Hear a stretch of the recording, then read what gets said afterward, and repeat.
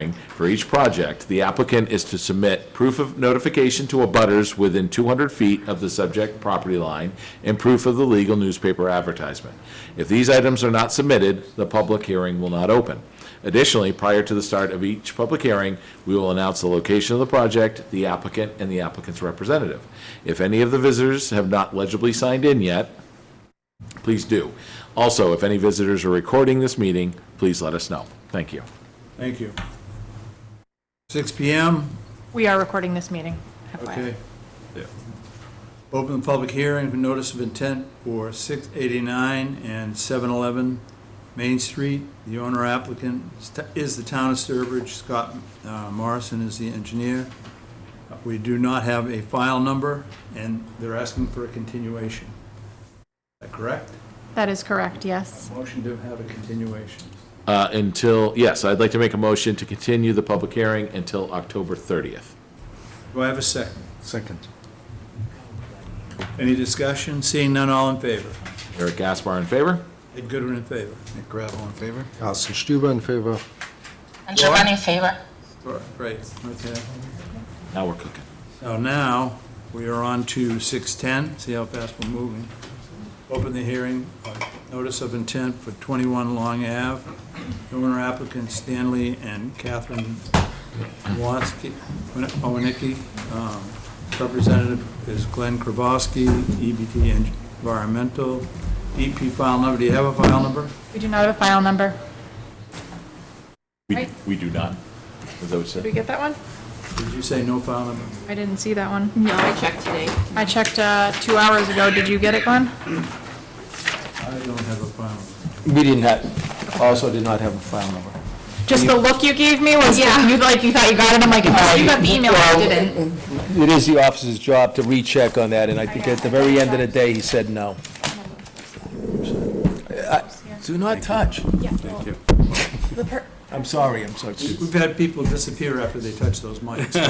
The guy comes out of the back room, I don't and know. he's not Steve's happy. not as aggressive. Bruce would cut We you don't down. have it. We don't have a file number. Thank you, sir. But thank you. All right, go ahead. Thank you for the site inspection we had earlier in the week, as I recall. And yes, there was discussions about the positioning of the new structure, moving back the existing house to the property, front yard setback, and that the house was 7 feet, 3 feet further back than the original house, but that the deck that Mr. Iwanicki is looking for does extend 7 feet further out than the existing house. It's 10 feet wide, 3 feet back goes the house, 10 feet wide is the deck. That's 7 feet for the deck further out than the existing house. We did propose plantings. We did that little tape measure job with Ed. And there's nothing going on the water, in the retaining wall that is in front of the house on the lakeside is not to be touched. Mr. Iwanicki, if I asked through, there was the pines that he's asking to take down, those lollipop pines, the tall, 75, 85 feet. He did flag off a couple more northern red oak, and I was not aware of that. I think we apologize now. We're not asking for those northern red oaks. We did do a perk in deep. We did a deep hole with a perk rate on it by, let's see, DC Engineering, and we have placed Cultec on the property to infiltrate the roof runoff of the new structure.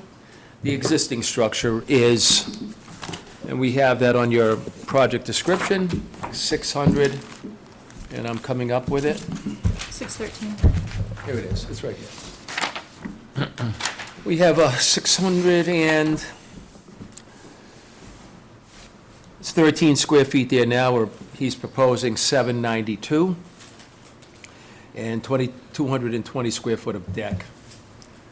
And there is a sliver, there is a bit of the deck in the 25-foot zone as we looked at at the site. Yeah. That's the project. Cedar Lake. If I may, I apologize for not being there, Lauren. I didn't scroll down far enough to see what the time was to be there. I did the best I could as far as staking that out. There was one pin in the front, and, I did my best to get what I could so that you could see what it was. And if you noticed in the front, there were the two white, I don't know who was there, but the two white fabrics I actually put in the ground, that would be the front of the house, bringing it back that far back, within the 30-foot, basically, so. Again, if I could, through the Apologize. chairman, Robert's rules, is that it is sitting on the front yard setback. We did have Chapter Lane. This was originally done by a Chapter Lane, who we worked with as far as the surveyor, who, a gentleman knows, apparently Stanley, out of, I believe, Chicopee area, who proposed this, although we did have the engineer again, Jay Dubois of DC, do the deep hole. That's the project. This is not a great pond that I'm aware of. Big Alum in South is, but is Cedar, if it is a great pond, It's a great pond. it has a dam on it. That's why there's a question about being a great pond. It has it's over the 10 acres. No, got- it's up- It's got a state launch. It doesn't It's a great pond. State launches don't make a great pond, and 10 acres don't make a great pond. What makes a great pond, can I, To find out how. I'm Pull it. you're the chairman, I'm just going to make a point that 10 acres in its natural state, it would have to be a great pond. That's before you dam it. I know, because I'm working on quite a few, Sterling, We Webster, don't care. and I do. Thank you, though. Okay, we're on this, okay? We'll check the list. Okay. The only reason I bring it up is because if that dock requires a Chapter 91, that's the only reason I brought it up. Lauren, you want to answer That summarizes a lot of the project. There are waivers that will be required. Waiver for new structure within the 50 for the added deck, which does actually bring the lake setback closer. Also for disturbance on the retaining wall that's further away from the lake. My question on that, the plan does say repair or replace. I know that there's stairs being proposed, which does make sense looking at the site rather than having to jump down. I'm just wondering when it would be decided if that was a repair job versus a replacement job, if you're obviously taking the stone apart and then, Well, what I'd like to do is I'd just like to keep the stone there and kind of build it up to level it off and then make the stairs. I don't want to put, a concrete or anything like that. I mean, it is pretty sturdy the way it is right now, if I could, because it kind of dips down, it isn't level, basically.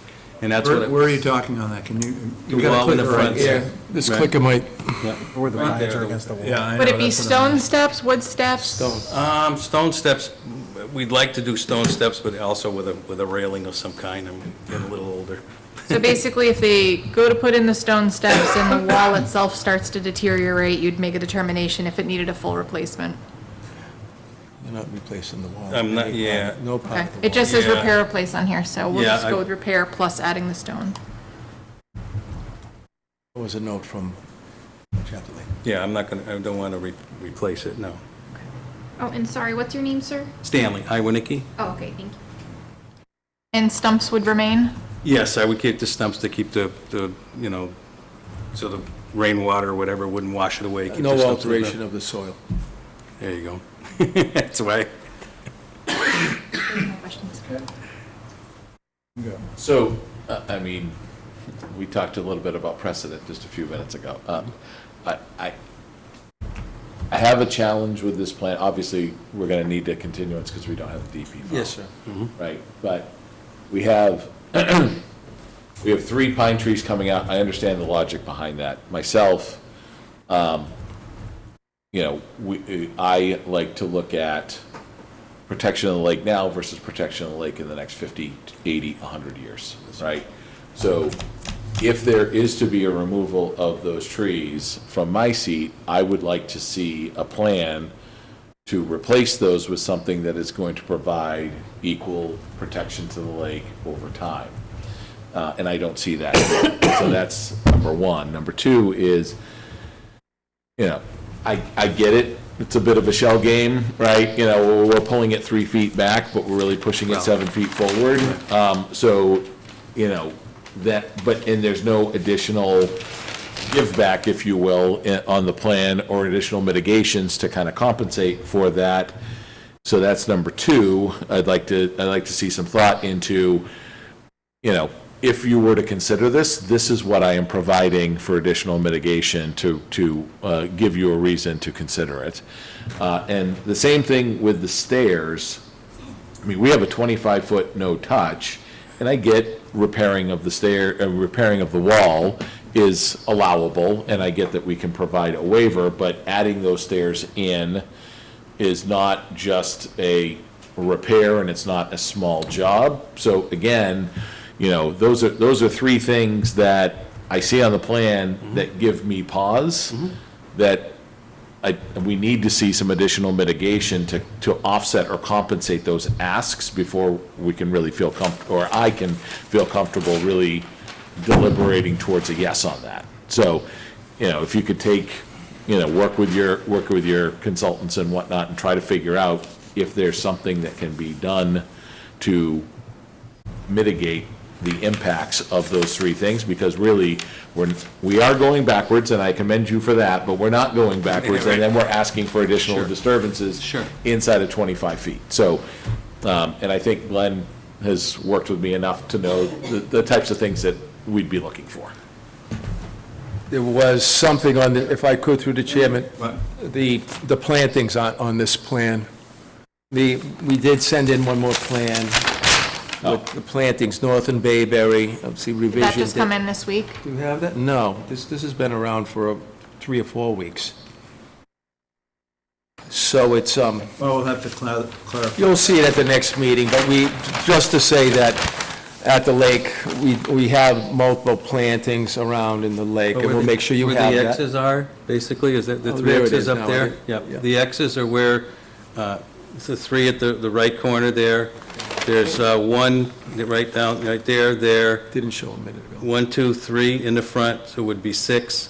I have 2 up here, would be 8, and I think I had 10, there was somewhere else. I think there was 10 plantings. What kind And of through the plant? chairman, again, there is a list of those plants all the way to the right-hand side of the plan. Maybe The one that's up there. right here. I'm not saying it is, because there they are. Northern Bayberry, Swamp Azalea, Red Dogwood, Pepper Bush, Winterberry, Okay, Mount Laurel. so I did see those, Yes, but sir. my request is something that is going to be substantial, that's going to provide Trees. canopy, Some maple trees or Tree. yeah. Thank you again. So, yeah, I should have been more clear. No, that's okay. I mean, if may I ask, how many trees would, I mean, I'll leave it up to Glenn, I guess, to do that, because it is a small lot, it's But you want to hear from 5,200 the rest of the square committee, too. Yes. feet. I'm sorry. But I mean, it is a small lot. I mean, I'll. You practically have nowhere to go on that lot. Exactly. Laura? You know? You're up. Yes, just, I agree with what Craig said. Sorry, I have like an echo. So I was wondering if there is any consideration in pushing the house with the deck a bit, so that it's not going into the 25-foot. It seems that it's not a lot that has to be pushed back towards the street. Well, I think we're at the 30-foot right now. We're right on the front yard We're at- setback. Right, with the 30 feet setback. If that's what right she now. was saying, I'm not sure. But They are slightly restricted with the zoning setbacks, too. we're at the setback now. So you're gonna, the Yes, sir. the setback is religious, it's like God, but I don't our think it is. 25-foot no-touch is. Everything's God here, everything. We got zoning gods, we have conservation gods, we have all kinds of gods. I only have one. Yeah. But All right. That, I mean, anything else, Flora? I didn't mean to, good? Okay. Karsten?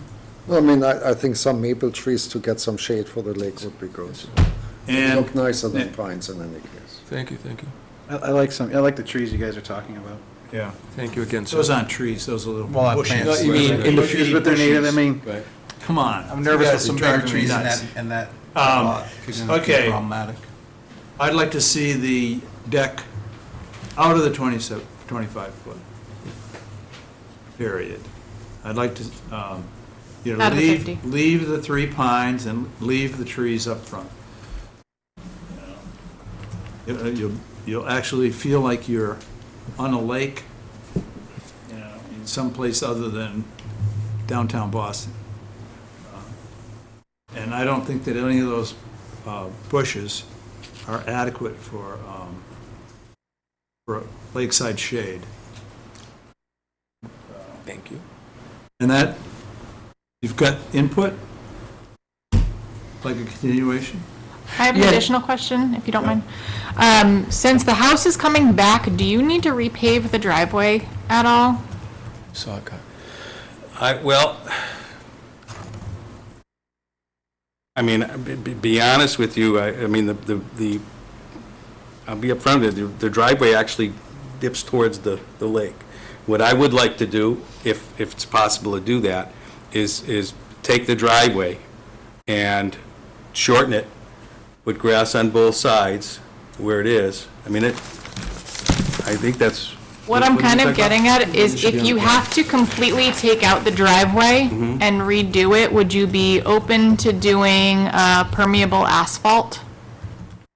To just give yourself, since it is such, I know you've got gutters on the site, but since it is such a small restricted site, having some additional recharge? If the whole driveway has to come out, I think it's a good opportunity to give yourself some more absorbency of groundwater before it gets to the lake, taking any debris from the road. I say what I said to you. Yes. No? I forgot. That is the right thing to Yes, say. okay. Through the chairman, we offered we had done permeable pavers for Litchfield on the northern end of Big Alum. We had proposed that here. We're proposing it now, again. So thank you. It will be on the plan. Okay. What he said. So, continuation? Can I- October 30th? October 30th?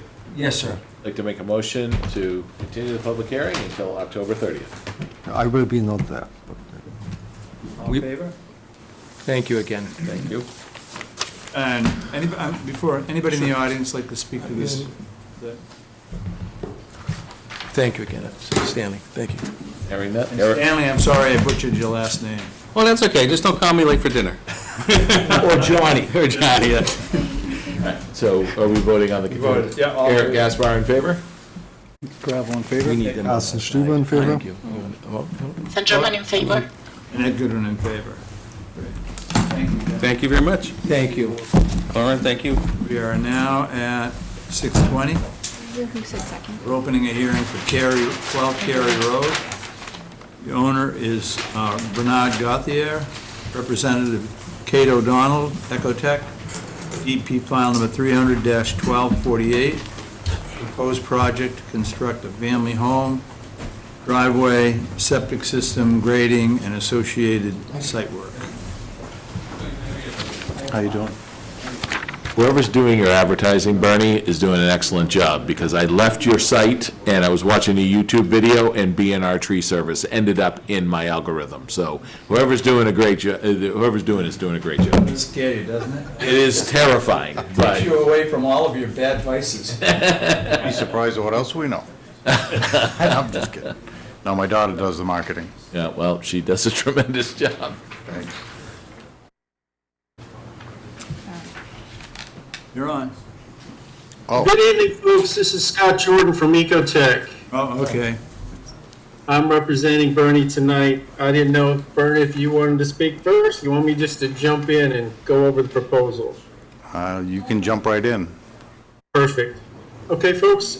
So this property is located on the north side of Cary Road, where Cary becomes Buller Road, sort of a corner there.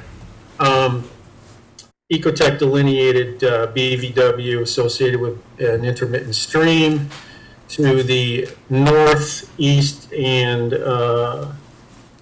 northwest of the site. The proposed project is a single-family home and septic system that are in the 100-foot buffer zone. And a portion of the home and driveway are located within the 200-foot buffer zone. You may be able to see there at the bottom left of that sheet, just to the, thank you, Lauren. You may be able to see that proposed swale that we're doing next to the house, to the left of the house. Yeah, right there, perfect, Lauren, thank you. So you can see there's an easement there, right in the center of that, where she's displaying that page. A drainage easement, stormwater from Cary Road, not a resource area. That stormwater has historically jumped onto our property. And what we are planning to do there is install a swale. We'll stabilize the upper side slopes with turf.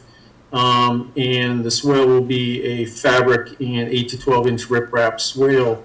So we can help guide that water northward, as it has always been meant to go, back towards that wetland area. It's really the only way we can deal with this. We don't have, that easement is located off of our property.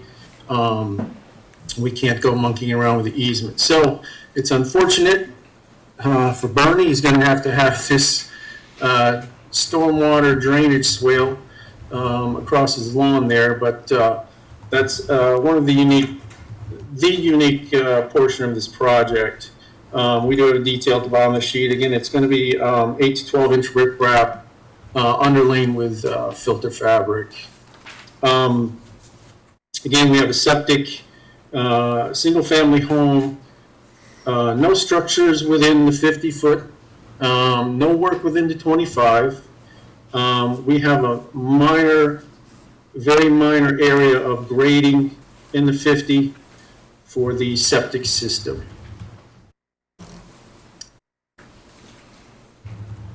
Perfect, thank you. All right. And that is the proposal. I believe I've covered everything. I can try to answer any questions. Oh, real quick, we did, there were a couple questions from the site walk the other day. I was not present, but a couple of requests. Lauren had asked us to do something with the driveway runoff.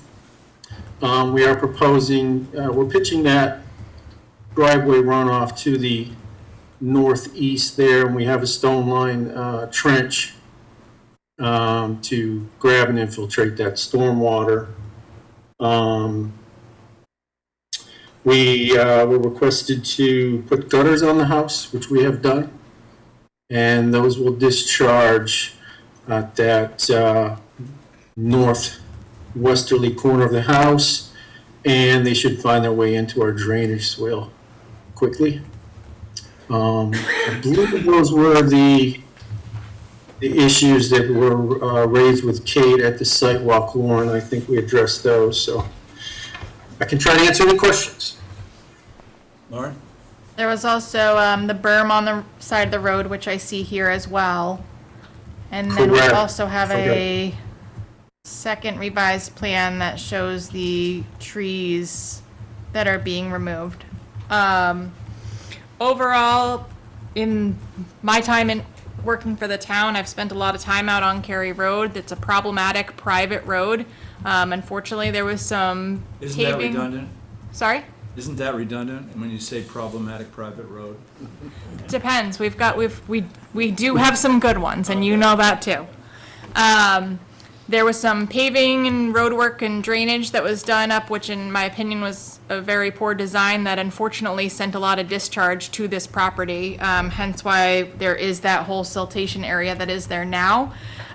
Fish and Wildlife had done an emergency repair this summer to fix a sinkhole, which is a major source of where all that siltation was coming from, was from the hole that was in the road. I did reach out to Fish and Wildlife directly. They're in a butter. They would have received a butter notification, but I'm not sure how that routing process goes. But I reached out to Todd directly to share the plan with him. His concerns were similar to mine, that it's just more concern for the longevity of the home itself with the impact of it being downhill on ledge, and basically taking every measure as possible to try and maximize the stormwater retention. So I think as far as a replanting plan, which we would want at some point, we might want to wait and see what the canopy looks like and also what the ledge looks like. If you're doing a full foundation, if you're able to do a full foundation, I think that we'll want to kind of see what you're hitting when you're in that area, because there is a lot of ledge in that area. I would like to see high absorbency plants in the mitigation planting, to help protect the home itself and the foundation of the home, also for the septic. This was a site that was a challenge to get a perk. We did get a perk, and I did speak with the Board of Health agent that was able to verify all of that information as well too. No? It is confirmed, yes, and we do have those results on the 'Cause that revised failed- plan that I just that- closed out of. Failed in the past. It did, it did. Didn't know that. But my concerns to any resource areas would be due to failure from a septic or deterioration from the site. And obviously, we want to try and help this homeowner protect his site as best as possible. So I see the majority of my recommendations are on here, the berm on the road being on the side, the driveway pitch, adding that extra infiltration. I'd like to add some conditions that if the stormwater controls are not performing properly, that they be redesigned, and that is just as much in your interest as it is in ours to protect the resource areas in your home. I would hate to see a septic fail after 5 years in this area because of the stormwater. There's no waivers needed for this project, and we do have the DEP file number, and the comments on that were on that the drainage swale didn't possess stream characteristics, which we know that it doesn't, having spent so much time out there under various conditions, and the extent of the siltation, which we do know kind of runs to the edge of the property line. So I think it was Katie who was on site with us. Correct. She provided us a count of the trees that were coming down as part of this, but there wasn't. It was not divided by 100 and 200. Yeah, do we have a feel for, like, where the majority of those are coming from, whether it's inside of 100 or outside? But I guess something you said trumps that conversation, which is the replanting plan you would like to almost work up in arrears, right? As opposed to up front. What does that look like for us in approving this project and for the applicant for getting guidance on in his order of conditions? How can we do that so we're equally protecting the wetland and also providing a fair guidance to the homeowner? We could, what I would normally recommend is having a landscaping plan be proposed post-site work, so that way we can get a lay for the ground types. I mean, we know what the soil types are already, but kind of seeing what the ground system is like, we want to find plants that are going to be able to take in that type of ledgy area, and with that new canopy, that landscaping plan could come before the commission as a minor change project that would just get approved or amended, taking a look at what they are proposing for landscaping. If there's any modifications that the commission want to make, any certificate of compliance would not be issued until that's met. And we could even set it as I wouldn't necessarily do it as a time frame because construction time frames can get set off, but we could do it more of as an action time frame once foundation is in, before the house is coming up. Since those kind of go up, we can plan that accordingly. Okay. Seems reasonable to me. Would that seem like a reasonable accommodation to you, Bernie? Can you say it in layman's terms? Essentially. Clear your site, get your foundation in so we know what we have to work with. I like that. Propose some native plantings. Yes. Specifically things that can do in the root systems that will work with that site, and some good high absorbency plants. If we can add some vegetation near the swales, draw it up on a plan, bring that to our office. It'll go before the commission. If they want to go out and take a look at it, once all that work's done, we can. If not, they'll look at it. Once they say, yes, this looks good, I give you that okay, you proceed. You sure this isn't Wellesley? When I work in Wellesley, that's, they want to know all this. Yeah. But yeah, I'm all good with it. Like I said, it's in your best interest as it is ours too. We wouldn't also want to set the applicant up for failure either and have him plant a bunch of things that are just going to fail. I mean, there are a couple massive red oaks up front that by the roadside we're gonna leave. Yep. Just to keep that old world look, but yeah, I'm on board with what she's presenting. Okay. If I may, hi, Lauren, we've already talked, Bernie and I have talked about trying to pop in a few native trees. If you can see the pink line on that, I don't know if that, Yep. The pink line is the limit of clearing. yeah, that's a limited clearance. It's a fairly modest lawn area. We just squeeze our septic in, we meet all our offsets, and that's the limit.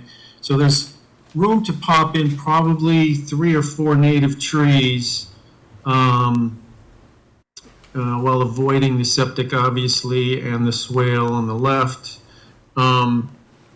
Other than that, we're talking about turf lawn, and I'm wondering what other types of plantings you're looking for, and what area you're looking along. There's a lot of beneficial shrubs that you could do, but if things can be implemented along the swale, and it'll be hard to tell until we see that canopy within the limit of clearing and on the side of the road. But things along the side of the road, if there can be additional plantings even close to the house, as far as shrubs that won't impact the structure itself, but still provide that same benefit. Okay, so along the swale, along the road, okay. I thought you said along the house, not the road. The house and the road. Laura, what do you say?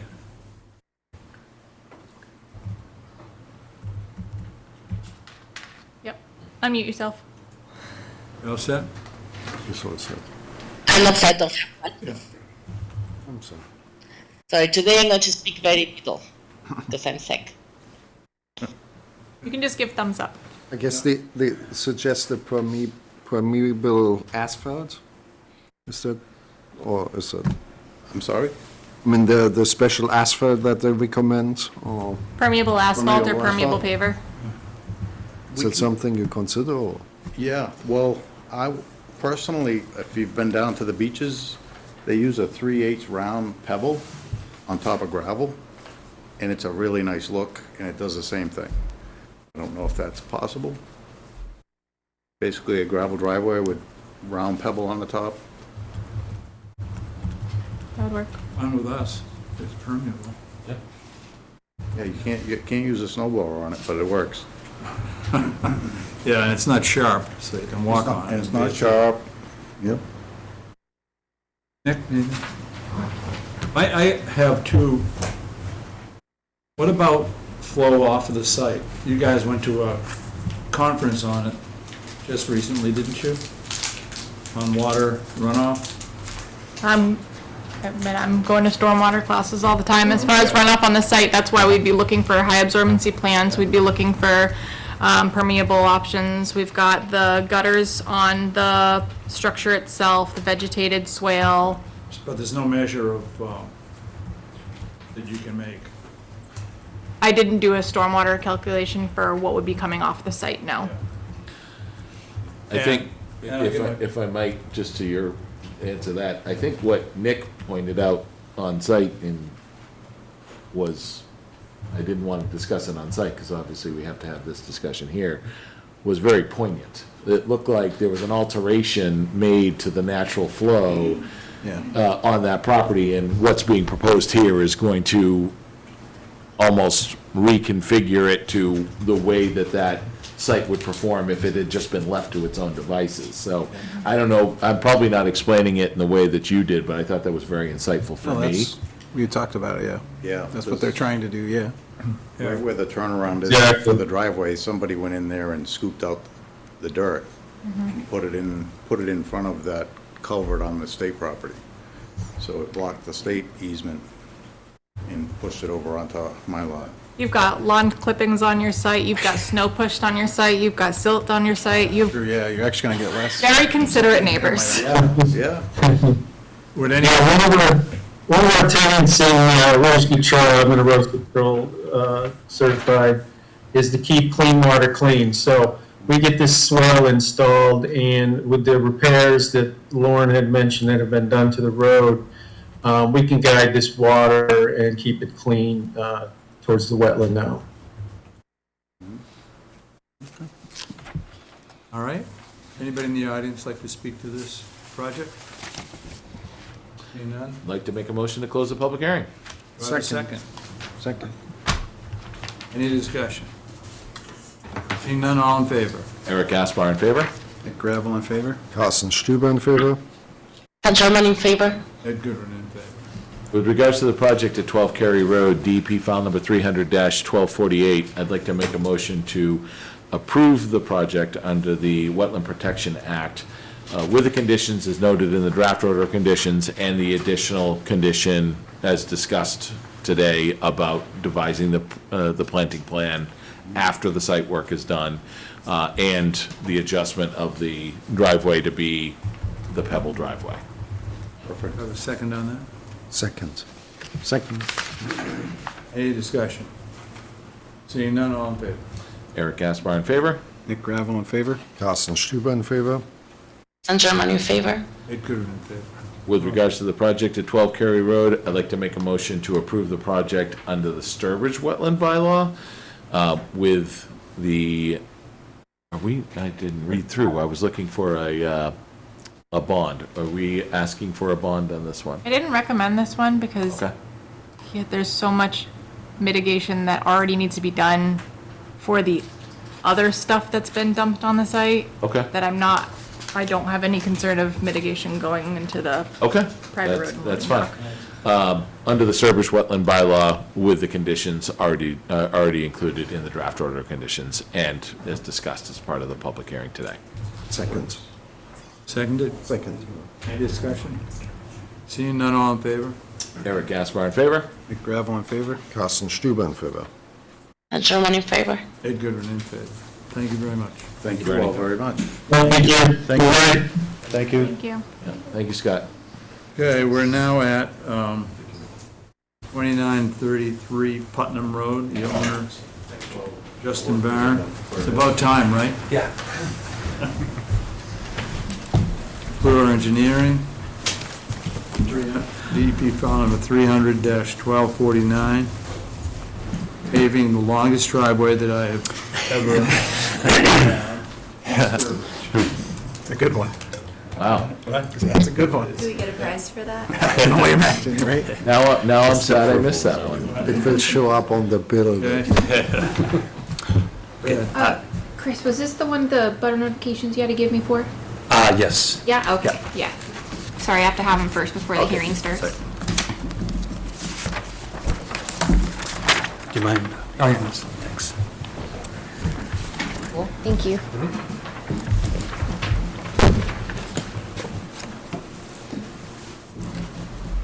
Right, good evening, Chris McClure, McClure Engineering. I'm here on behalf of Justin and Aaron Barton for their property at 33 Putnam Road. They own a 100-acre parcel, or 99 acres in Sturbridge, and they have a 2,200 linear foot driveway that goes to their house. It's an abandoned road, and we had, right now it's gravel, it's approximately 11 feet wide, so hard packed gravel. So we're proposing some minor grading and paving of a 10-foot strip from Putnam Road to their house. There are two culverts. The wetlands were delineated by Ecotech and picked up by McClure Engineering. We're staying outside of the BVW, but we will be working obviously within the 25, the 50, 100, and we put the areas of the buffer zone impacts on the bottom of the plan here. So we're proposing erosion control along, specifically in the areas of the culverts to protect any sediment from getting into those during the work. We have proposed a couple of check dams coming off of Putnam Road to slow down any water that will come off the road going towards, the wetland area. So, yes, that's the front. So the check dams are about every 50 feet right down this area here. And the driveway is mainly sloped from south to north, just at a very, very slight grade, but we're not going to be doing much for grading there because the driveway is in pretty decent shape. Lauren? Sorry about that, Ron. Aaron was just there. Yeah. Right there, messed me up. So as Chris mentioned, both culverts have been replaced, and I think at this point, really just making sure that the pitch of the driveway, specifically coming from the house down to that, we'll just call this the first culvert, even though coming down would be the second. Sure. But the pitch coming down is directed, so that way it's going, we've got that on the plan, that the pitch is going in the right direction, so it's not sheet flowing directly into the wetland. You've revised everything for showing the temporary impacts, you've shown the erosion control. And I think that it would be important that we have an O&M, which I think you gave, an O&M plan for the culverts and for the check dams, and that we'd want that on record. This was an abandoned road, there was a town pipe that was on this site, and that has since been removed, so it's kind of under private road type ownership that it becomes your problem to maintain. But other than that, I have no additional concerns with this project. It's 11 feet wide, the pavement's only 10, so it's showing the reduced amount of impact as possible. Eric? Anything on the DEP comments that alarm you at all? No, I mean, we've gone through the site, they adjusted the WPA Form 3, they've moved the erosion controls, which, I mean, it's a very long project, so you really do Right. have to kind of zoom in to distinguish those lines, but once you zoom in, you can see that it's not directly in it. But so I have no concerns with those Carson, comments. anything? Nick? No. Laura? Anything on this? Yes, is it, I don't know about paving asphalt, but is anything that can be done for something like more permeable in the areas that are within the 25 foot? Because some areas are not within the 25, but there are like some sections of the driveway that is, and they're like, well, maybe it's not a huge cost doing something different for those areas. Just putting it out there. I'm not sure if there is anything to do about that. Yeah, I'm I'm satisfied with it the way it is. I Yeah. just don't think you ought to put those speed bumps in. You know, what's something to do when it gets to that age? It's a good idea. We have a teenager about to drive, so it'd be good. Speed bumps, I like it. Yeah, you're gonna get new cars every year. Absolutely. No, I have no problem. Should we put a condition on there that says no cars in the culverts? Right, yeah. Yeah. Anybody in the audience like to speak to this? Seeing none? Eric? I'd like to make a motion to close the public hearing. Second. Discussion, any discussion? Seeing none, all in favor? Rick Gaspar in favor? Nick Gravel in favor? Carsten Stuber in favor. Saint Germain in favor. Ed Gooder in favor. With regards to the project at 29 and 33 Putnam Road, DEP file number 300-1249, I'd like to make a motion to approve the project under the Wetland Protection Act. Oh, wait, hold on, sorry. I'd like to make a motion to provide a waiver for disturbance within the 25-foot buffer and a new structure within the 50-foot buffer. Second. Second. Yeah, yeah. All in favor? Eric Gaspar in favor? Nick Gravel in favor? Carsten Stuber in favor. Ed Gooder in Saint favor. Germain in favor.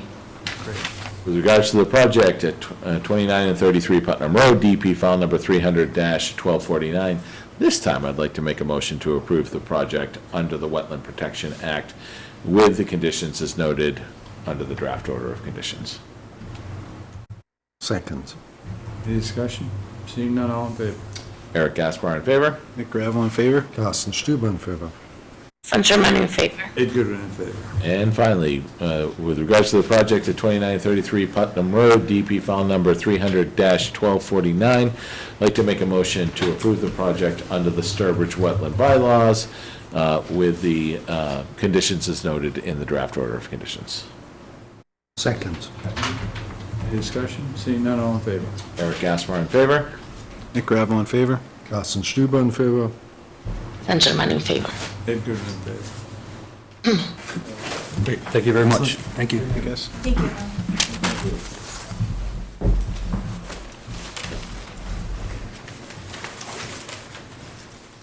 Chris, are we sending that to your office when it's done?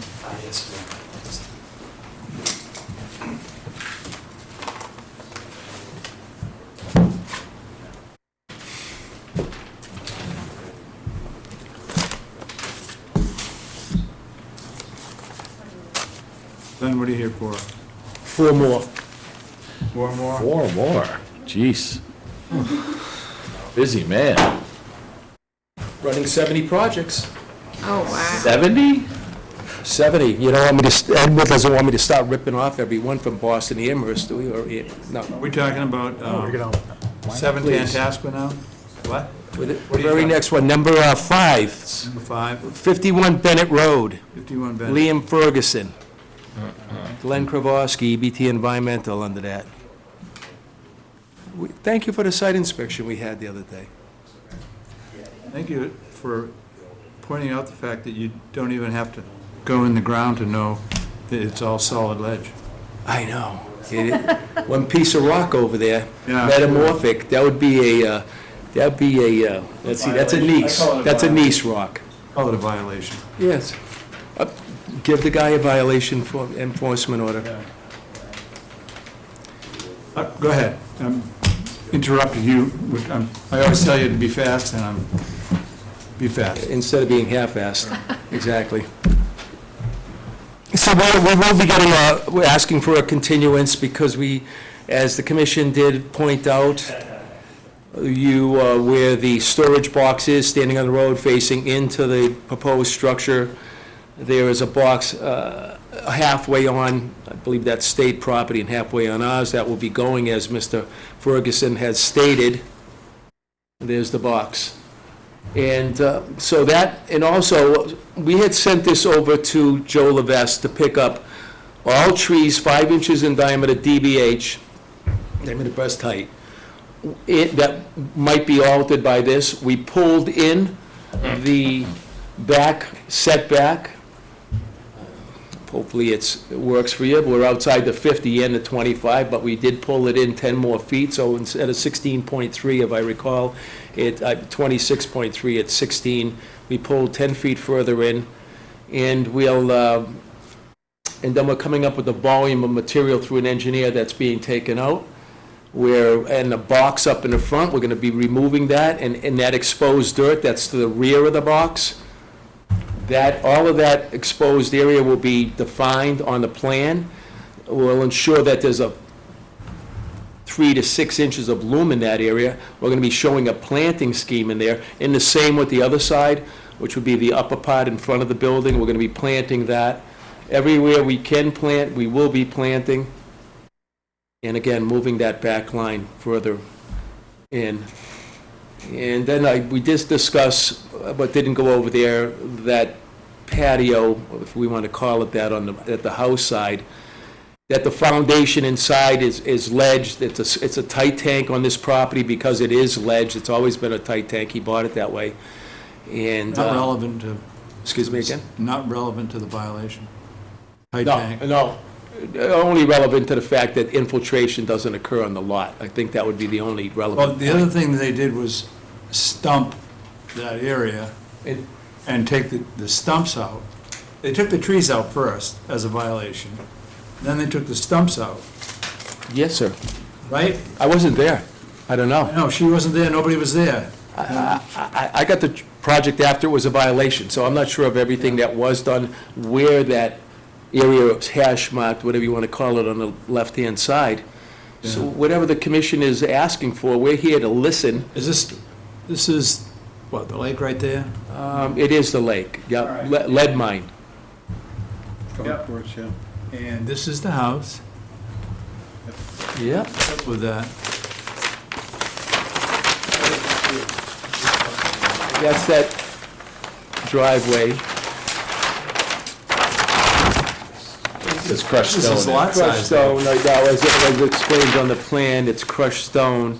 This is his lot size, right? That's the whole lot, yes, sir. So he's putting crushed stone and, Must have a friendly neighbor, I suppose. We could always tell them to get that friendly crushed stone off there. yeah, right, yeah. Sure they did. So, okay, crushed stone. I don't know how long that's been there. Could have been there for 100 years, for all I know. I was new when he did the house. Well, those are the things we'll know, and then we'll, if the commission tells us to get it off that other property, then we're gonna get it off that Is other property. the, Can you tell them to take it up from the property? What's that can again? I tell him? Yeah. Not I, but we. We can, no, I didn't know, I'm just asking, sorry. Yeah. So now the grill is, this is the That's the concrete patio area, yes, sir. patio. It has a roof over it? Says pergola. Grill station. What? It's a grill station. Grill station. Outdoor kitchen. Pergola. Yeah. Pergola, yeah. Okay, if I was only Italian, I think, but Huh.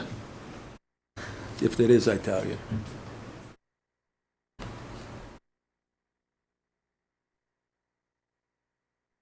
So, just curious, Yes, sir.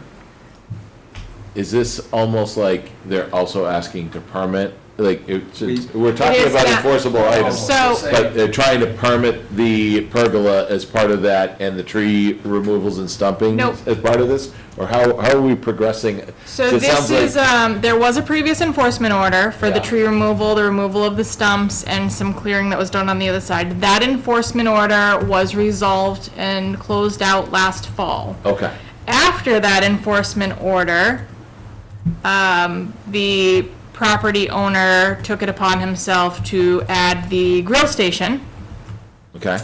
and put that in. And then, so part of this is accepting that as an after-the-fact development, and then now the new proposed garage, which I have to ask the question, if you can put in a big garage, why can't we put in a septic? The ledge. Okay, The ledge is at the surface. okay. I just have to ask, and my, as far as putting in, as far as, stormwater goes, the garage isn't going to provide much of a difference than the ledge itself. However, there are a significant number of mature trees that, as you've already mentioned, need mitigation for. I also have concerns that if blasting needs to occur on the site, making sure that they're putting conditions in place that would require testing of wells, cesspools, They have to do that by septics. law. No blasting, No blasting? no blasting. Okay, that sounds interesting. Huh? How's that rock coming out? Oh, that's fractured rock if we looked at it, and also there's rocks. Almost perks. Yeah, they can, There's rock splitters and it's fractured rock. If it was granite, we're dealing with granite sites, and so because it's fractured, that will crack. Okay. Well, I was gonna get at that if blasting needed to occur, that all these are tested. Yes, yes. For any leaking No blasting. afterwards. No blasting. No blasting. And I'd like to have the trees that are coming down marked, so we can look at There, them. thank you. When the surveyor, through you, when the surveyor picks them up, I'll have them wrap each one of them with some tape, so that we'll not only have them in the field shown, but then they'll be shown on the plan, because they're all gonna be shown on the plan. That's what we told the surveyor to do. Pick up every tree 5 inches in diameter or greater on the top of that knob and show them all on the plan and behind the structure. Right. Anything coming out will be shown on the plan. Good. And the volume, as you asked, Ed, for the volume, I think it was you that asked for the volume of material, that's gonna be calc too. So we'll, definitely, and then we'll, if I could, just maybe wrap a little bit, and that extra over the edge, that's gonna go too. So there'll be a note on the plan, remove If we have to plant, I wouldn't, if there's room to plant there, we do know that, as he stated, and I've seen it, within 1.5 feet, even putting plants in, he's got ledge in the front of the house. And lastly, if I could say about Board of Health in Title V, I've been in this field since, I don't care, I know you don't care, but I've been in the field for 39 years. I've only done 2 tight tanks ever, and it's only when they're actually, the Board of Health frowns on, will push you to anything, even 25 feet from a lake, before they'll give a tight tank. That's how much they don't want to see tight tanks. So if for this to be bought with a tight tank, you know there's a problem. And that's how, and he did say, because I asked at the site inspection, how many times do you pump? And I believe he mentioned Once a month, once he a said. month. And that, he So- said that depends on how And there's often all he's bells actually and there, whistles that yeah. go off, as you know, when it gets close. But, because he has a house in Worcester, this is just the house on the lake thing. There's another one on the lake. The guy has a lot of houses. Yeah, I don't even know how many more. Okay. But All good. thank you, sir. Any further questions? Nope. When would you like the continuation for? The 30th, the next If we meeting? could, please. Okay. You gonna do floor, and she has Oh, questions? this for, Laura, you all set? Thumbs up. She's good. Public? all right. 30th, thank you again for that. Anybody in the public? Thank you. Mark, you got anything to say? No? All right. Are you moving? I'd like to make a motion to continue the public hearing until October 30th. Seconds. Oh, Mark's up next. Eric Gaspar in favor? Nick Gravel in favor? Carsten Stuber in favor? San Germano in favor. So you, Mark. All right, we're up to number 6. Mark, you wanna try and get a septic on Request the for ledge? determination of applicability for 7 Tantascwa Shore Drive. Owner applicant is Bradley Arcourt. Mark Farrell, how you doing? Good, how are you guys? Good. We got the last market coming up this weekend. Excuse me? Farmers Market, last one. Oh, I know. All right. Septic replacement, go ahead. This is an existing small cottage on Tantascwa Shore Road. Allen Road is over here. And it's a small cottage. It has beach access. There's maybe there's one more house here on the other side of the street, and then the South Pond is over here. This property has beach access to that deeded beach down below. So currently, there's a failed system in the back here. There's some sort of septic tank and some sort of leach field over here. It's served by a well up here. There's a neighbor's well here. So that, in order to get the 100 feet from the neighbor's well and as far from the wetland as we possibly can, we did the soil testing in this quarter of the lot here. So they're going to reroute the plumbing to come out. They're going to renovate this house. And when they do that, they're going to reroute the plumbing to come out here and put a new 1,500-gallon septic tank and a small leach field here. There's very little grading. It's all sand. There's very little grading to take place, very little site disturbance. This is, It's already been disturbed. yes, There's no sense in disturbing it anymore. right. So this is currently the edge of the woods lawn. There's a, Drop off. yeah, then it drops off to the wetland over here. And this is the back of somebody's lot on Allen Road. That's all wooded. The lot, as you said, is cleared. It's just kind of grass, which they'll keep it afterwards. So we had to get variances to the Board of Health because we can't meet 100 feet from his own well, but we met all the other parameters of Title V, 100 feet from the neighbors, 50 feet from the wetland.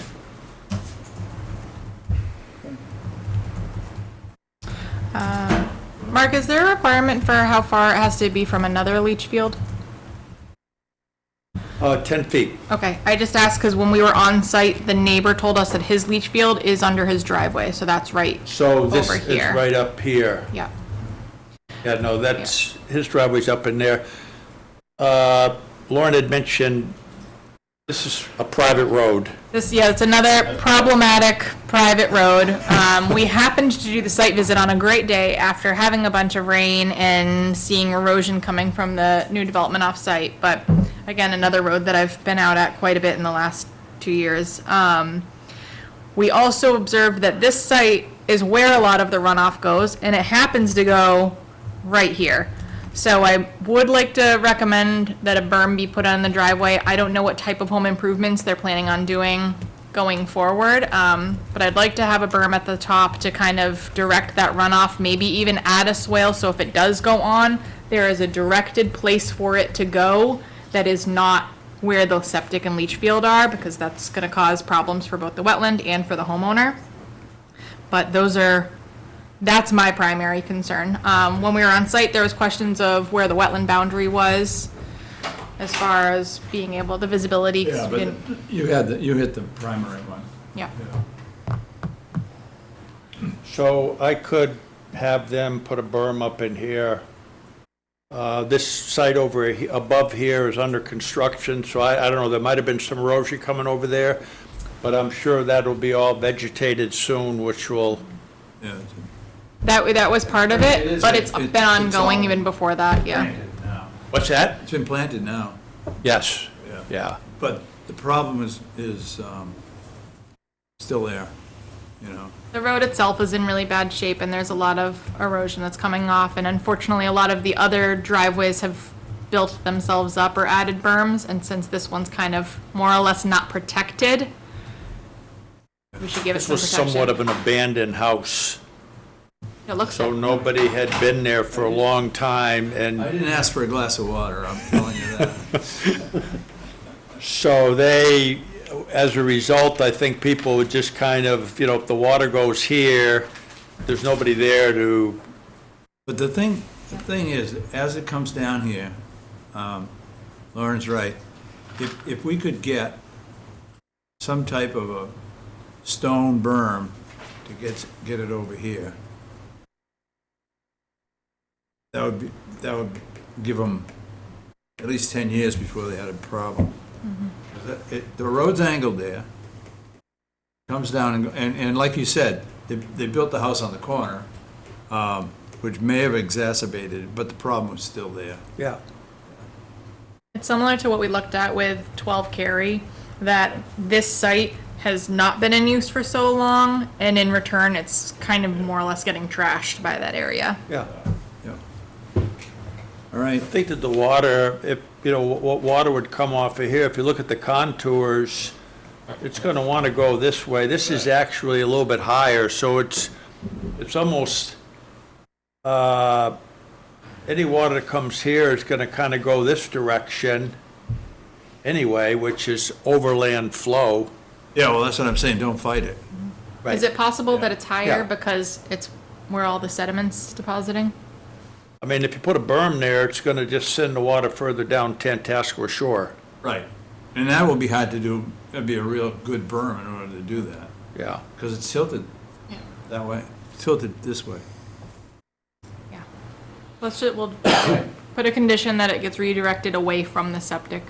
Right. Give it a place to go. I guess the only question I had of Mark is, you said that they're rehabbing that house. Yes. Is there plans to bring an additional plan in front of us, or are they just doing cosmetic stuff? Just cosmetic. Okay. So they're basically just gonna take, the bones, as they say, are good, so they'll just renovate this space in here. I'm not aware of any Okay. second stories or anything else going on there. All right, that's fine. All right, so, anything from the public? Anybody want to talk about 7 Tantascwa Shore Drive? Hearing nobody, I will speak. I'd like to make a motion to close the public hearing. Second? Second. Carson, Second. discussion? Seeing none, all in favor? Eric Gaspar in favor? Nick Gravel in favor. Carson Stuber in favor. Laura? Flora stepped away, so Oh, Ed she Goodman in abstains. favor. Okay. With regards to the project at 7 Tantascwa Shore Drive, SEC file number 26-24, I'd like to make a motion to issue a negative determination for the project pursuant to the Wetlands Protection Act and Sturbridge Wetland Bylaw with the conditions as lined out and noted in the detailed agenda. Second. Second? Yep. Any discussion? Seeing none, all in favor? Eric Gaspar in favor? Nick Gravel in favor? Carsten Stuber in favor. Ed Goodwin in favor. Go ahead. Oh, Flora, you're on mute. Say in favor, Flora. Okay, I was going to abstain because I didn't hear the motion. Oh. Yeah, she Okay. wasn't for the first one, so. And And I said I was in favor, so we're good. we're good, no? We only have one motion on this one. Oh, No waivers, no, oh, right? geez. No, Yes, no yes. Wetland Protection Acts, just an easy one. All right. Congrats, Mark. Does AI generate all your motions over there, or you gotta do them on your own? No, AI, LV. no.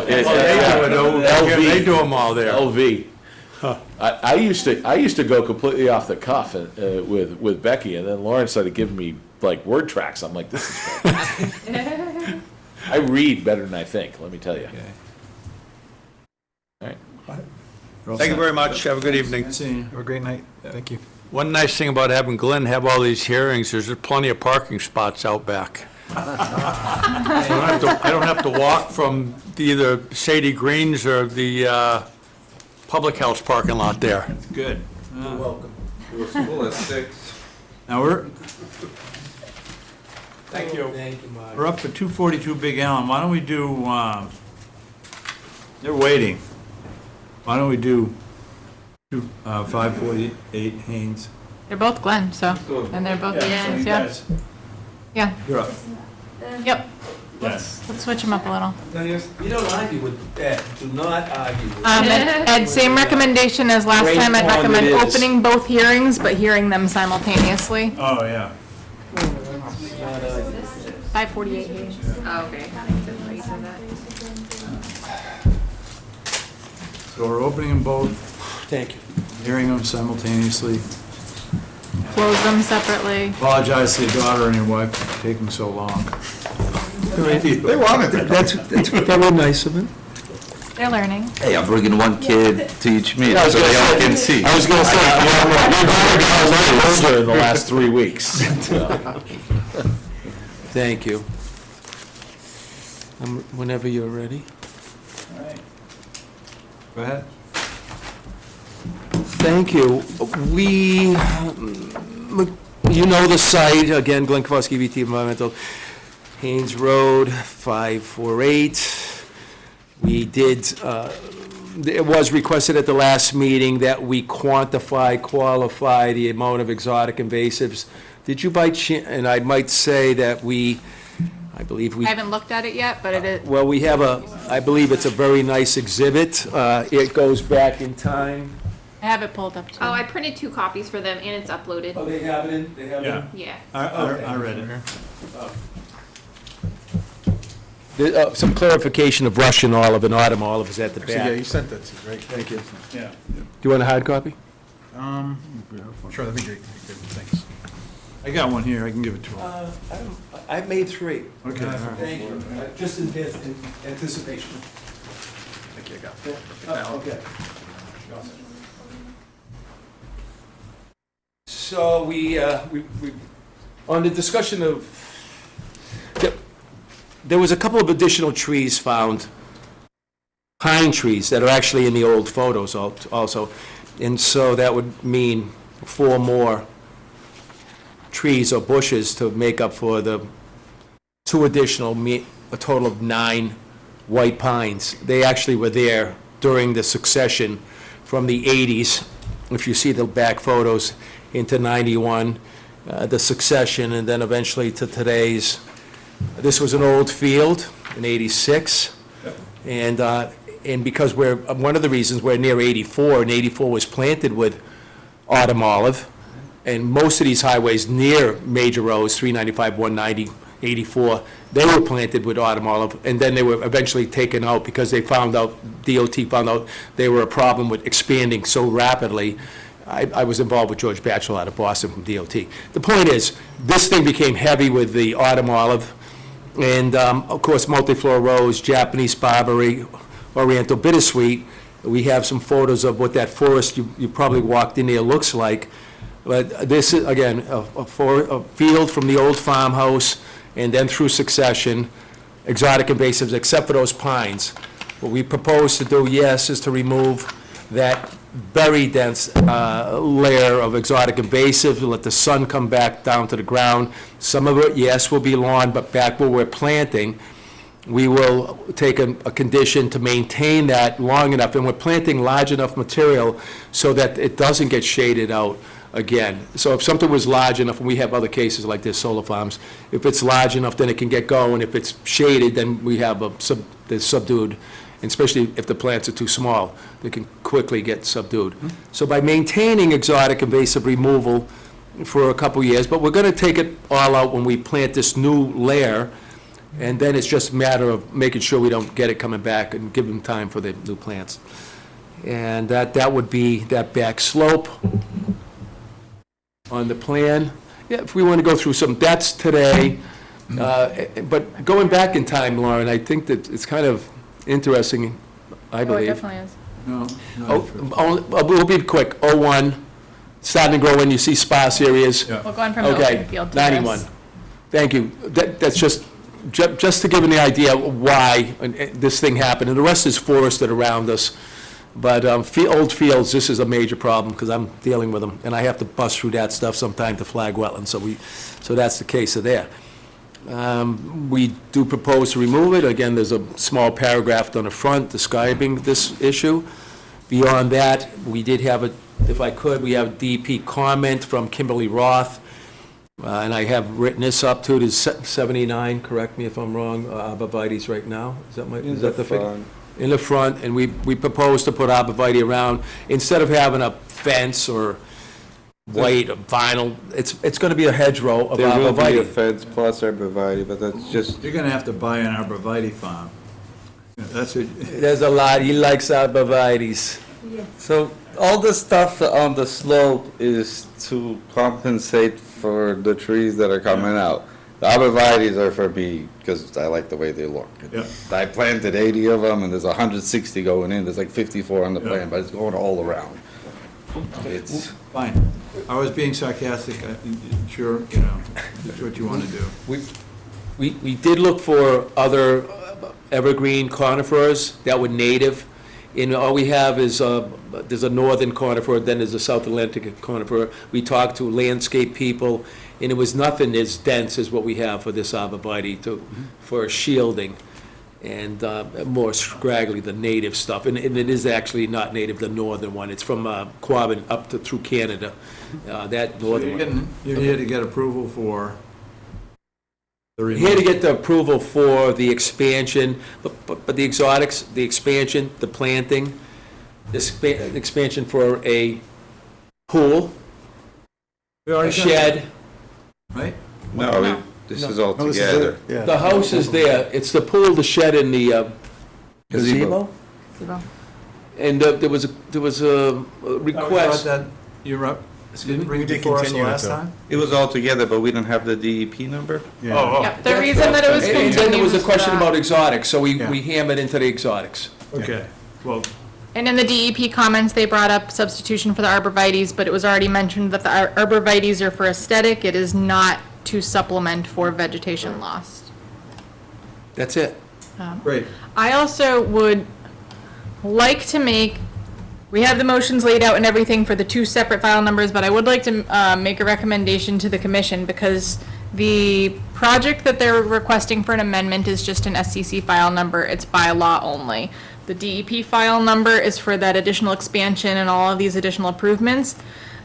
To simplify this for both our tracking and internally and also for the property owner, I would like to recommend that maybe we can close out the SCC file number and just implement the amendment as part of a landscaping plan for this project. So they only have one file number that we have to keep track of and that they have to keep track of. Great. Works for me. Any problem We- with that? What do we need to make a motion to close out the file? Could I say one thing? Normally, because we do these with a couple, we normally would get an issuance of the order of conditions, then that would File a cover. certificate of That would then compliance. cover that we have to do the other work. Right. In other words, if you close out the bylaw, Yeah. anyway, by closing out, We'll adopt that as part of the plan under because the DEP file number would be approved under the bylaw and the Wetland That's Protection correct, Act. So I just think it'd be, it's gonna be less tracking on our end and for his end to just have to deal with one file number when we can easily just kind of adopt all this under one. Do you want us to file a piece of paper asking to withdraw or close out first the bylaw? I think that we could do for just get a request for a certificate of compliance in for the Thank next you. meeting, but that I wouldn't hold up issuing this under that. I would No, just that- note right, that SEC file number under that order of You'll conditions. have it for the next meeting. So for the next meeting, Oh, or issue the certificate of compliance for SCC Yeah. file number 21-92. Yeah. But in the meantime, issue 300-1247 and take that in as the landscaping plan.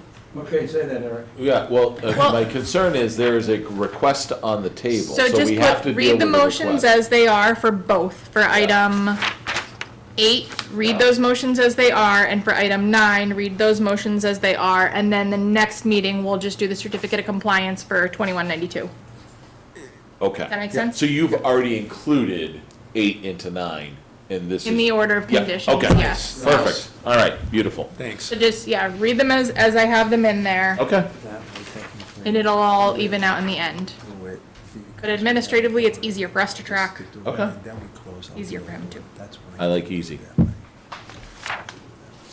The only public left is you. England. Oh, we got people on virtual too. Oh, that's true. All right, Thank you. all right. So, Go to 8. with regards to number 8, SCC file number 21-92, I'd like to make a motion to close the public hearing. Second. Discussion. Seeing none, all in favor? Eric Gaspar in favor? Ed Goodwin in favor. Nick Gravel in favor? Carsten Stuber in favor. German in favor, sorry, I was muted. With regards to the project at 548 Haynes Street, SEC file number 21-92, I'd like to make a motion that we approve the project or the amendment for the project at pursuant to the Wetland Protection Act. Second? Second. And what about- And the Sturbridge Wetland Bylaw, sorry. Second. Any discussion? Seeing none, all in favor? Eric Gaspar in favor? Ed Goodwin in favor. Nick Gravel in favor. Carsten Stuber in favor. German in favor. All right, with regards to the project at 548 Haynes Street, DEP file number 300-1247, I'd like to make a motion to close the public hearing. Second. Favor? Yeah. Eric Gaspar in favor? Ed Goodwin in favor. Nick Gravel in favor. Carsten Stuber in favor. German in favor. With regards to the project at 548 Haynes Street, I'd like to make a motion to provide a waiver for waiver. project. What? What is my waiver for? Oh, What typo, would- there's no waiver. There is no waiver, okay. I would like to remove that and alter my motion to approve the project under the Wetland Protection Act for DEP file number 300-1247 with the conditions provided in the draft order of conditions. Second.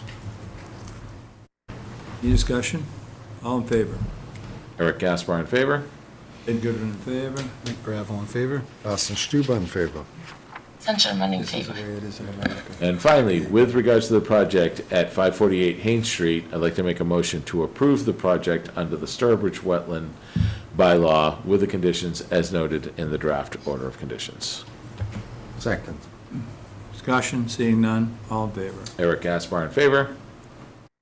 Ed Goodwin in favor. Nick Gravel in favor. Carsten Stuber in favor. German in favor. Thank you very much. Thank you. Thank you, folks. Thank you. So he's not getting you to do anything you don't want to do, right? Wait a minute. Wait a minute. Right. Thank you. Thank you, guys. Thank you so much. Thank you. Have a good night. Night. Good night now. You have another one? Okay, Last one. Now we're going back up, right? One up. By the way, Cedar Lake is a I looked it up, but you know what?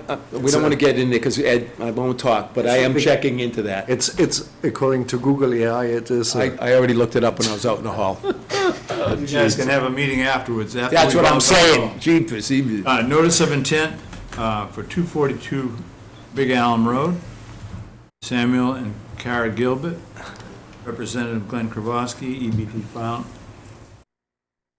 file number 300-1245, proposed project, construction of a walkway, patio, fire pit, and a basketball court, which now we have the DEP file number. We pretty much agreed to it at the last meeting. Let's just go through that. Should we? If I, No, you know. no, there is one more thing on the plan that was asked for, that's all. Okay, go ahead. It's just that erosion barrier. The DEP said that they didn't see it, and we wanted to make sure that, we had it earlier, we sent it to the engineer, to the architect, it never got on, we ended up going forward, we didn't see it, we put it on. Great. And we revised the plan to show that date. That's Awesome. All right, great. All right. Our friends in the public, any comments? No? Online? All right. With regards to the project at 242 Big Allen Road, I'd like to make a motion to close the public hearing. Second? Second. Discussion? Seeing none, all in favor? Eric Gaspar in favor? Ed Goodwin in favor. Nick Gravel in favor? Carsten Stuber in favor. And German in favor. Thank you, No waiver. Okay, thank you. thank you. With regards to the project at 242 Big Allen Road, DEP file number 300-1245, I'd like to make a motion to approve the project under the Wetland Protection Act with the conditions as noted under the draft order of conditions. Second. Discussion? Seeing none, all in favor? Eric Gaspar in favor? Ed Goodwin in favor. Nick Gravel in favor? Carsten Stuber in favor. And German in favor. With regards to the project at 242 Big Allen Road, I would like to make a motion to approve the project and issue an order of conditions pursuant to the Sturbridge Wetland Bylaw with the conditions as noted in the draft order of conditions. Second? Second. Any discussion? Seeing none, all in favor? Eric Gaspar in favor? Ed Goodwin in favor. Nick Gravel in favor? Carsten Stuber in favor. And German in favor. Thank you. Thank you all. Thank you, very Glenn. much. Thank you.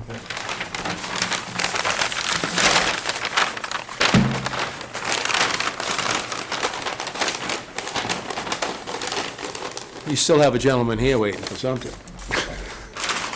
Can I help you?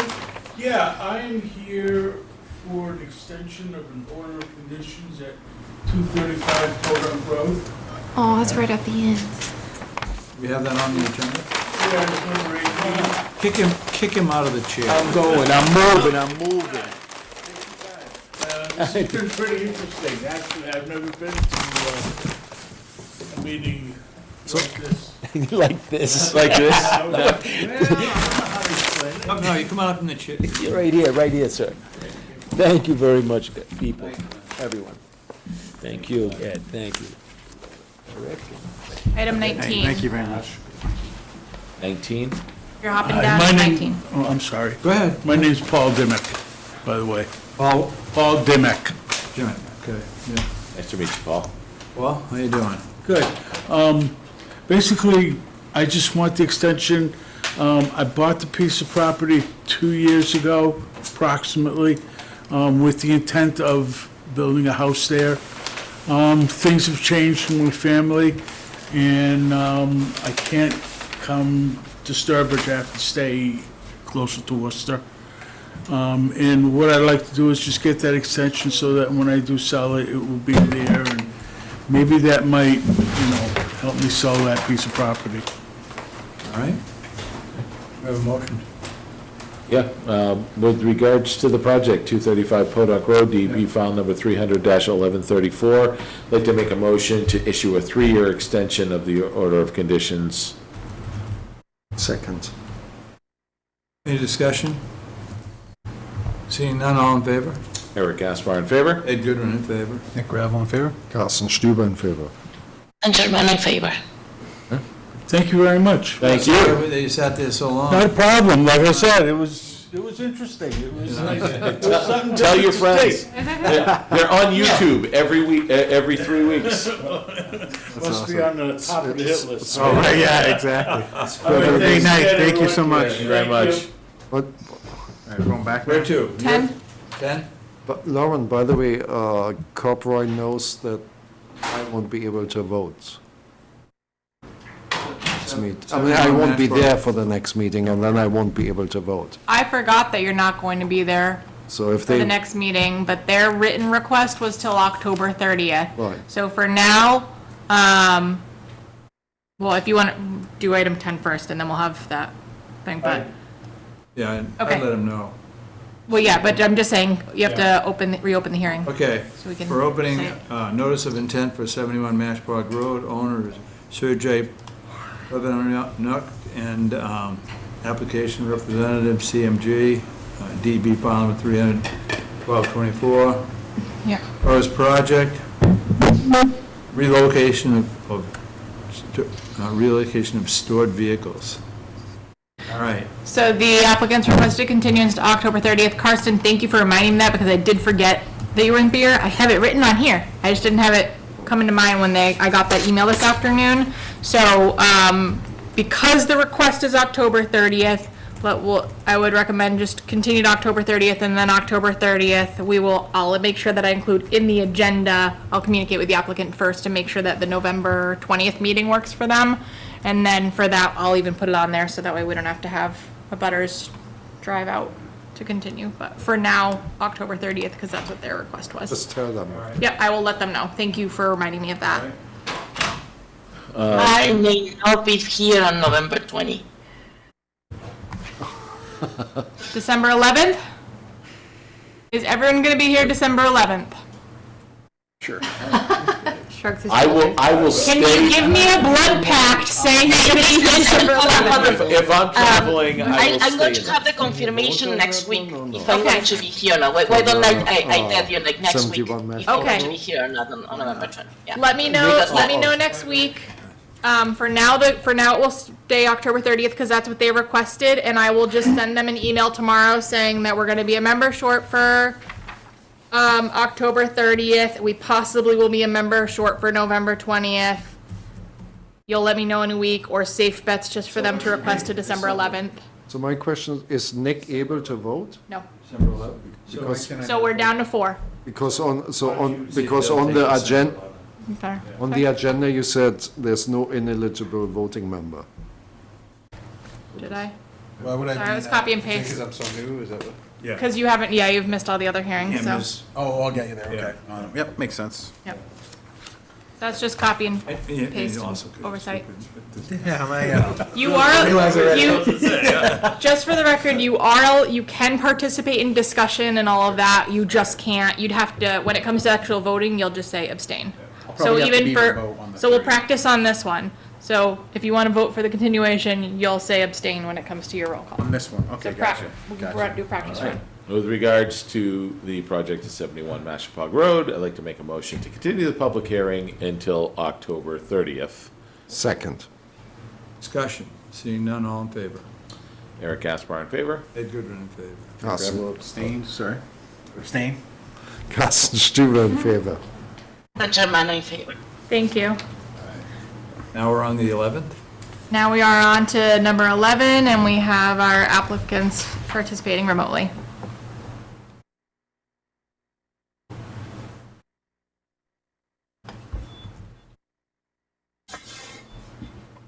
Do you want to? hear us? Yep, can you open it, Ed? What? Can you open it? Yep, all right. Notice of intent for 30 River Road, owner, Boston RV Resort and Cottages, Sturbridge LLC, applicant representative, Goddard Consulting. DP file number 300-1240, proposed project is vegetation management. Go for it. Good evening, everybody. Tom Schutz from Goddard Consulting, also here with Dom from Solitude, who is the aquatic biologist on the project. I am a wetland scientist from Northborough out of Goddard. We're here tonight on behalf of the RV camp down on 30 River Road. I'll keep my presentation relatively short tonight. The applicant is looking to use herbicide and algicide applications for numerous aquatic vegetation species, including southern naiad, ladderwort, filamentous algae, floating plants, including water lilies and water shields as well. This is going to be within the entirety of the pond, infecting resource areas including the bank of the pond, land underwater bodies, and then additionally the pond is also located within the riverfront of a perennial stream that water leaves the pond from. Portions of the pond are also located within the priority habitat, and this notice of intent was submitted simultaneously to Natural Heritage. They responded back and notified us that this project will not have any effect on the rare species that are mapped in the area. That'll conclude my presentation. We'll keep it short. If you have any questions regarding the wetlands on the site, you can fire those questions to me. If you have any technical questions related to the treatment of the target plants, you can direct those to Dom. Thank you. All right. So last year, a certificate of compliance was issued to close out the old vegetation management plan. It had already received renewals, and the commission had voted for that they apply for a new notice of intent, so here we are. This has been continued, and as you all know, there's some ongoing issues on the site. There, in my opinion, no issues that impact this particular use. I have provided the commission with site visit photos from June and from this morning showing all the detention basins in the area. There's no erosion, no sedimentation being washed into the lake, or the pond, I should say. And obviously at this point, there's been no vegetation management done this year, so I would anticipate that there wouldn't be any activity done until next year if approved. That's an assumption. Can we confirm that, Dom? When would the... Yes, that's correct, folks. Dominic Maringo here from Solitude Lake Management. Yeah, the order of conditions expired in 2024. There have not been any treatments or any management of the pond this summer. We have been doing kind of regular inspections, but no active management. Okay. Just a follow-up question. You're treating the entire water body. Is this not a situation where we can be more surgical? Does it need to be the entire? So we're going to be managing the entire pond, but the treatments themselves wouldn't necessarily be to the entire pond. There is a non-native species here, variable water milfoil, which we try to control everywhere we find it. But in terms of the native plants, water lilies and some of the other plants that Tom mentioned, the goal here wouldn't be to eradicate all those plants completely. We'd like to keep a balanced amount of native vegetation, while still, obviously maintaining control of the non-native milfoil and trying to keep a balanced ecosystem here. The pond is 8 acres. It's relatively shallow. Left unmanaged, really the aquatic plants would eventually take over the entire pond. We would not be treating all of the plants here. We'd, again, trying to keep a balanced ecosystem, keep open water, balance of open water and vegetative conditions. The water lily in this pond, it's off to the far side and down towards where the water leaves the pond. Yeah, majority of the water lilies are at the far end of the pond and along the wooded shoreline. How well can you protect them?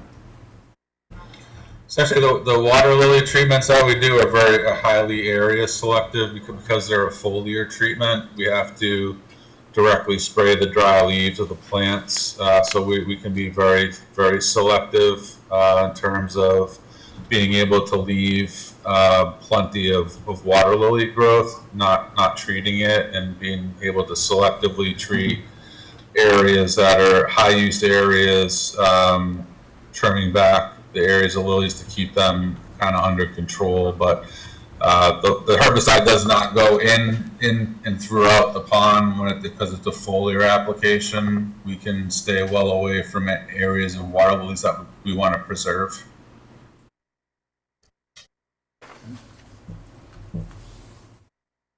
Nick, anything?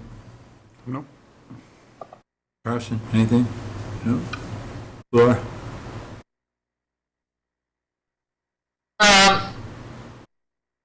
In the, wow, there's like so much echo. In the report, there are alternative treatments to algicides and herbicides. What role will those play in the treatment of the lake?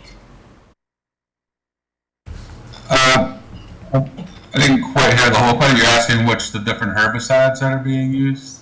No.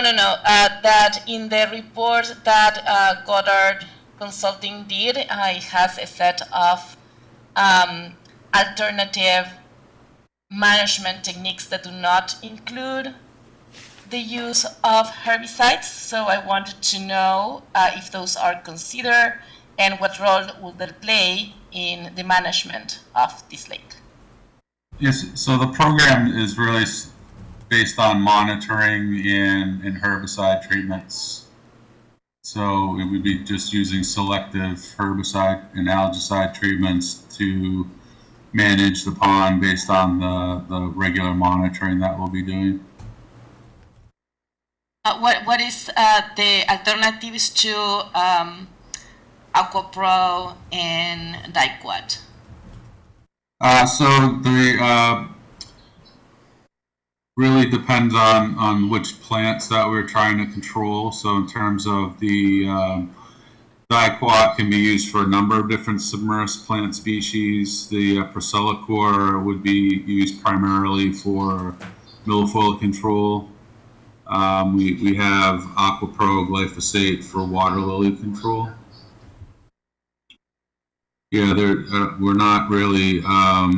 Those are kind of an alternative discussion, but we're not planning to implement any of those. Implementing the mechanical removal, you mean? Correct. That's not part of this project. That's just an alternatives analysis. Give you some background on what other techniques are out there for vegetation management, and basically why we've chosen the proposed project that we've presented.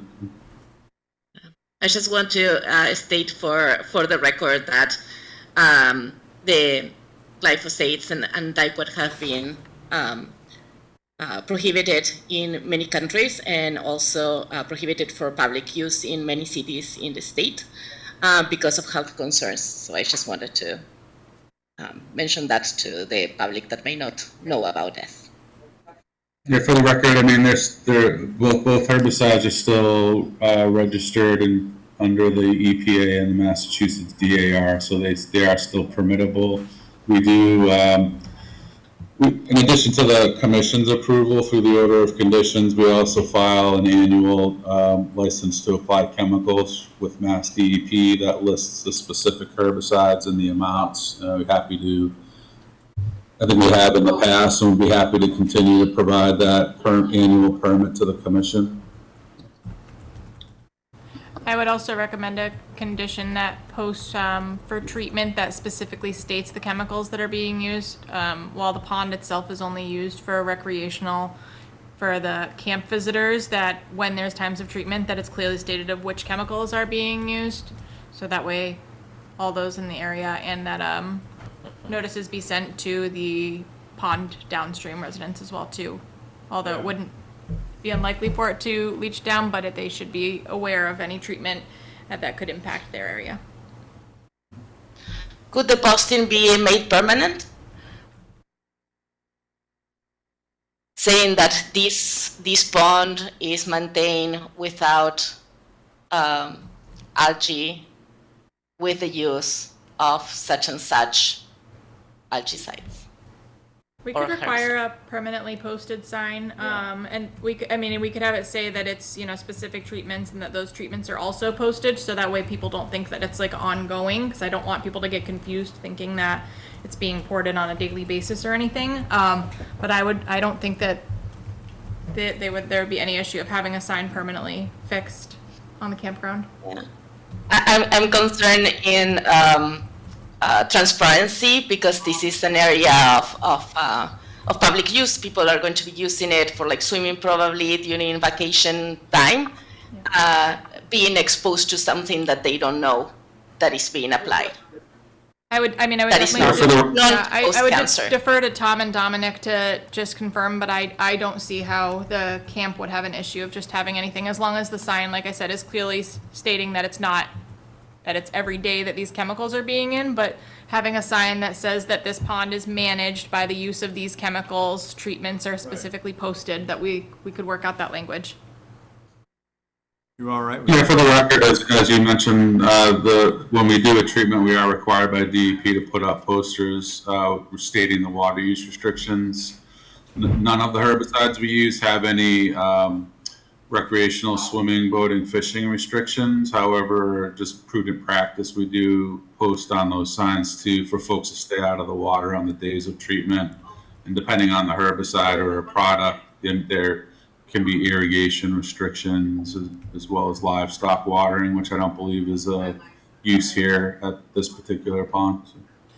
I think the request though, Dom and Tom, is for a permanent marking to be placed at so any At the swimmers beach. would be aware that it's treated with these chemicals. Did I hear you right, Flor? Yeah. Do we require that? Yes. Do we Yes, right. And I would also in like addition to to- consider alternatives to those herbicides that have been banned because of health issues in many other countries. But so here's my question. But the EPA has approved them, I know all that, but the science is otherwise. No, so my question is, do we require that for all the lakes then? Because that brings up the consistency. We would be able to do it going forward. If you wanted to amend any other orders of condition, we would have to advertise and notify abutters to do any other amendments, but that is within our right. And it is stated in all those other order of conditions, so. It's fine, but if we do that, we should do it then also for a big alum lake. I agree. So if that's what we want to do. Well, I mean, we own the town beach, so we don't even need to put that in the order of conditions. We can just go ahead and do that. So the question is, how far does it? I think public points of access, that makes sense, In general, does it? for awareness and transparency. Right, I mean, we would have to do that, I think. Yeah. And second issue is, I mean, are we creating a little panic here? I mean, if Difart disappears after a few days, or glyphosate, as bad as they are, I mean, I'm a little uncomfortable with it's approved. I mean, if you say it's treated, it sounds like, oh, there are all this stuff inside.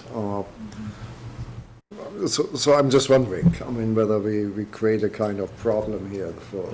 I don't think the way that she, I think the way that it's worded, I think that we can have it that it's not to instill panic, but increase awareness.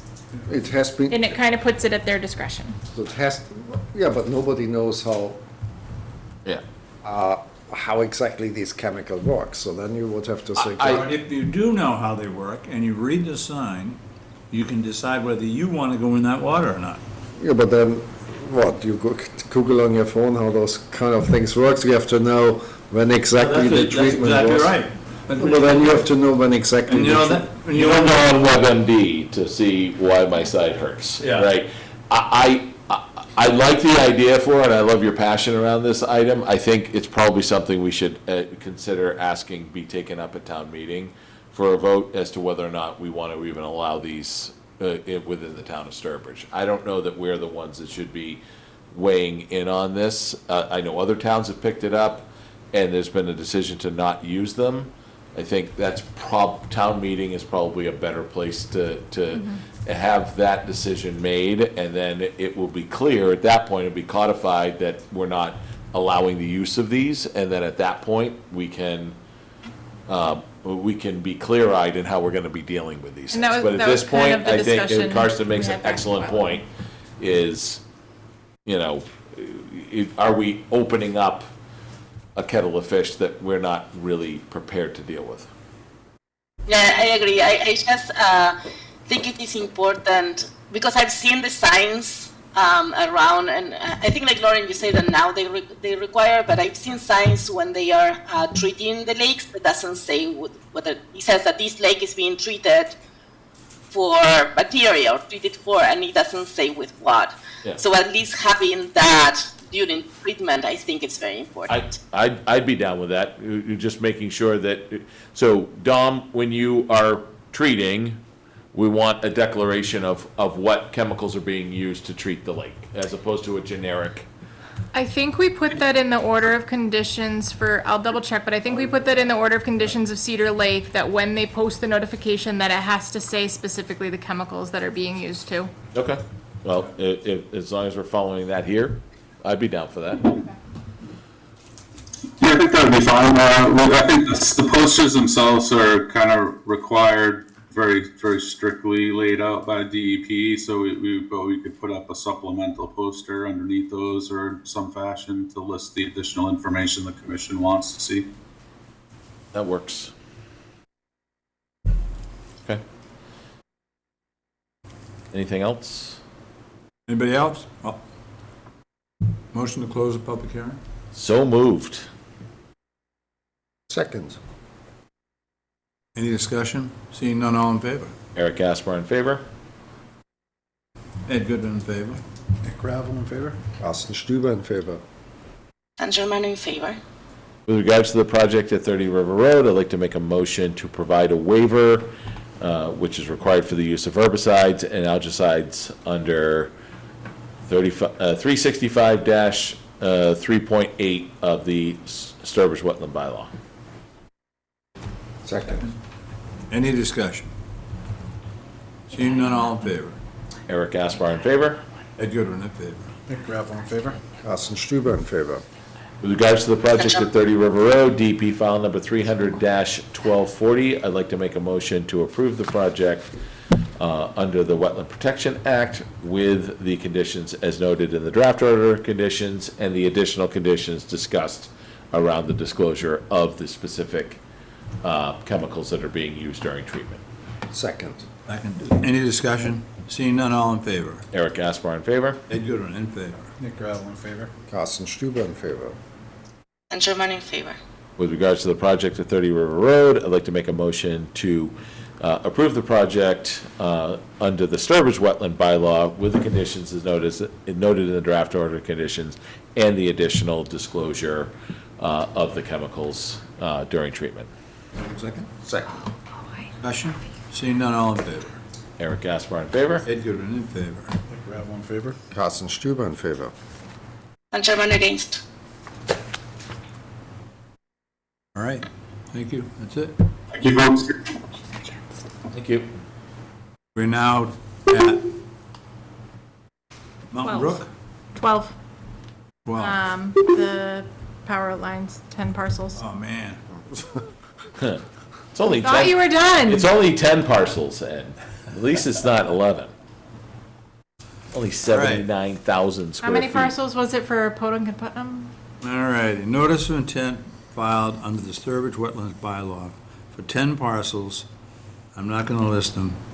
Owner applicant, Laura Ernst, New England Power Company, Representative Eileen Piscura, Power Company, Power Engineers Consulting, PC, SCC, file 25-17, proposed refurbishment project for power line.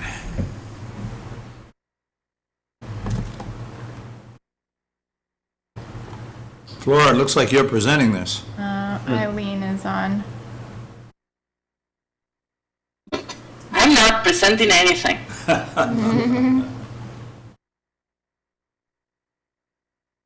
Eileen? Hello. So, yes, we met last time, and the commission asked for some additional information. We provided a new map set that has the 25 and 50-foot buffers, the vernal pool buffer, and riverfront areas listed. The commission also wanted some information on what was going to happen to the existing structures when they're removed. So we provided some information on that, and essentially, Grid intends to cut the structures about 18 inches below grade and remove them, leave the rest of what's below grade there. And then they'll backfill that using the spoils from the drill that they did for the new structure. If for some reason they didn't have enough fill to do that, or they needed additional fill, they would bring in clean fill to bring it up to grade.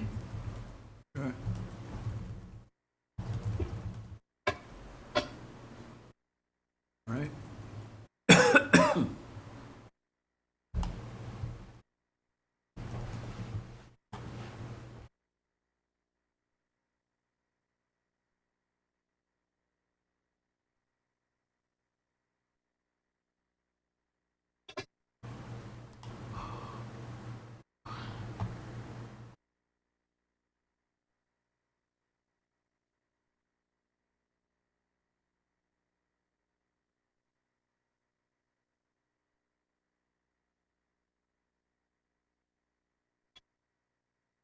And that's the end. Any pages anyone wants me to go back to, or? No. I'm just curious, Lauren, did the updates here address your primary concern in the detailed agenda around the second bullet point? Yes, It did, okay. And are you satisfied? I am satisfied. Okay. Then we can vote. So they're gonna go in and cut them off at 18 inches below grade. Well, and if I remember correctly, Eileen, can you just remind me, the crane's gonna pull it up, they're gonna cut it off, and it's gonna set back in place? Is that how that gets 18 inches below grade? I believe that they create the road to expose the structure, and then cut it off, the crane lifts it up, and then they backfill. They would dig down a little bit below grade, cut it down below grade, while a crane's attached to it, pull it out of there, then they'll take the spoils from the Okay, ones that came, like, from whatever, 10, 20 feet or whatever. yeah, So the soil that's coming in should be pretty close to. exactly what Yeah, was what coming exactly out. should be the strategies. Yeah, okay. And it's in very close proximity to the other? Yeah. Yeah, okay. All right, have a motion? All right, there's nobody else here, so I'm gonna assume there's nobody from the public, so I'd like to make a motion to close the public hearing. We'll never get home if we don't. Exactly. Do we have a second? Second. Discussion? Seeing none, all in favor? Eric Gaspar in favor? Ed Goodwin in favor. Nick Gravel in favor? Carsten Stuber in favor. And Sherman in favor. With regards to the project, SEC file number 25-17, I'm not going to list the 10 parcels either. And I'd like to make a motion to approve the project, I'd like to make a motion to provide a waiver for disturbance within the 25-foot buffer zone and structures within the 50-foot buffer zone. Second. Any discussion? Seeing none, all in favor? Eric Gaspar in favor? Ed Goodwin in favor. Nick Gravel in favor? Carsten Stuber in favor. And Sherman in favor. With regards to the project, SEC file number 25-17, I'd like to make a motion to approve the project pursuant to the Sturbridge Wetland Bylaw with the conditions as noted in the draft order of conditions. Second. Discussion? Seeing none, all in favor? Eric Gaspar in favor? Ed Goodwin in favor. Nick Gravel in favor? Carsten Stuber in favor. And Sherman in favor. Great. Done. Thank you, Eileen. Thank you. Thank you very much. We're on Mountain Brook Road. So the town's requesting a certificate of compliance for the paving of Mountain Brook Road. This was a project that was done with cooperation of the Road Association, but was filed by the town. There's been 2 partials issued for houses that were being sold, and we had a phone inquiry for another one that needed to close a partial, but it's our project, so I figured it just made sense for us to close it instead of having everyone individually close it out. So I'd like to recommend motion to issue a certificate of compliance with no perpetual conditions.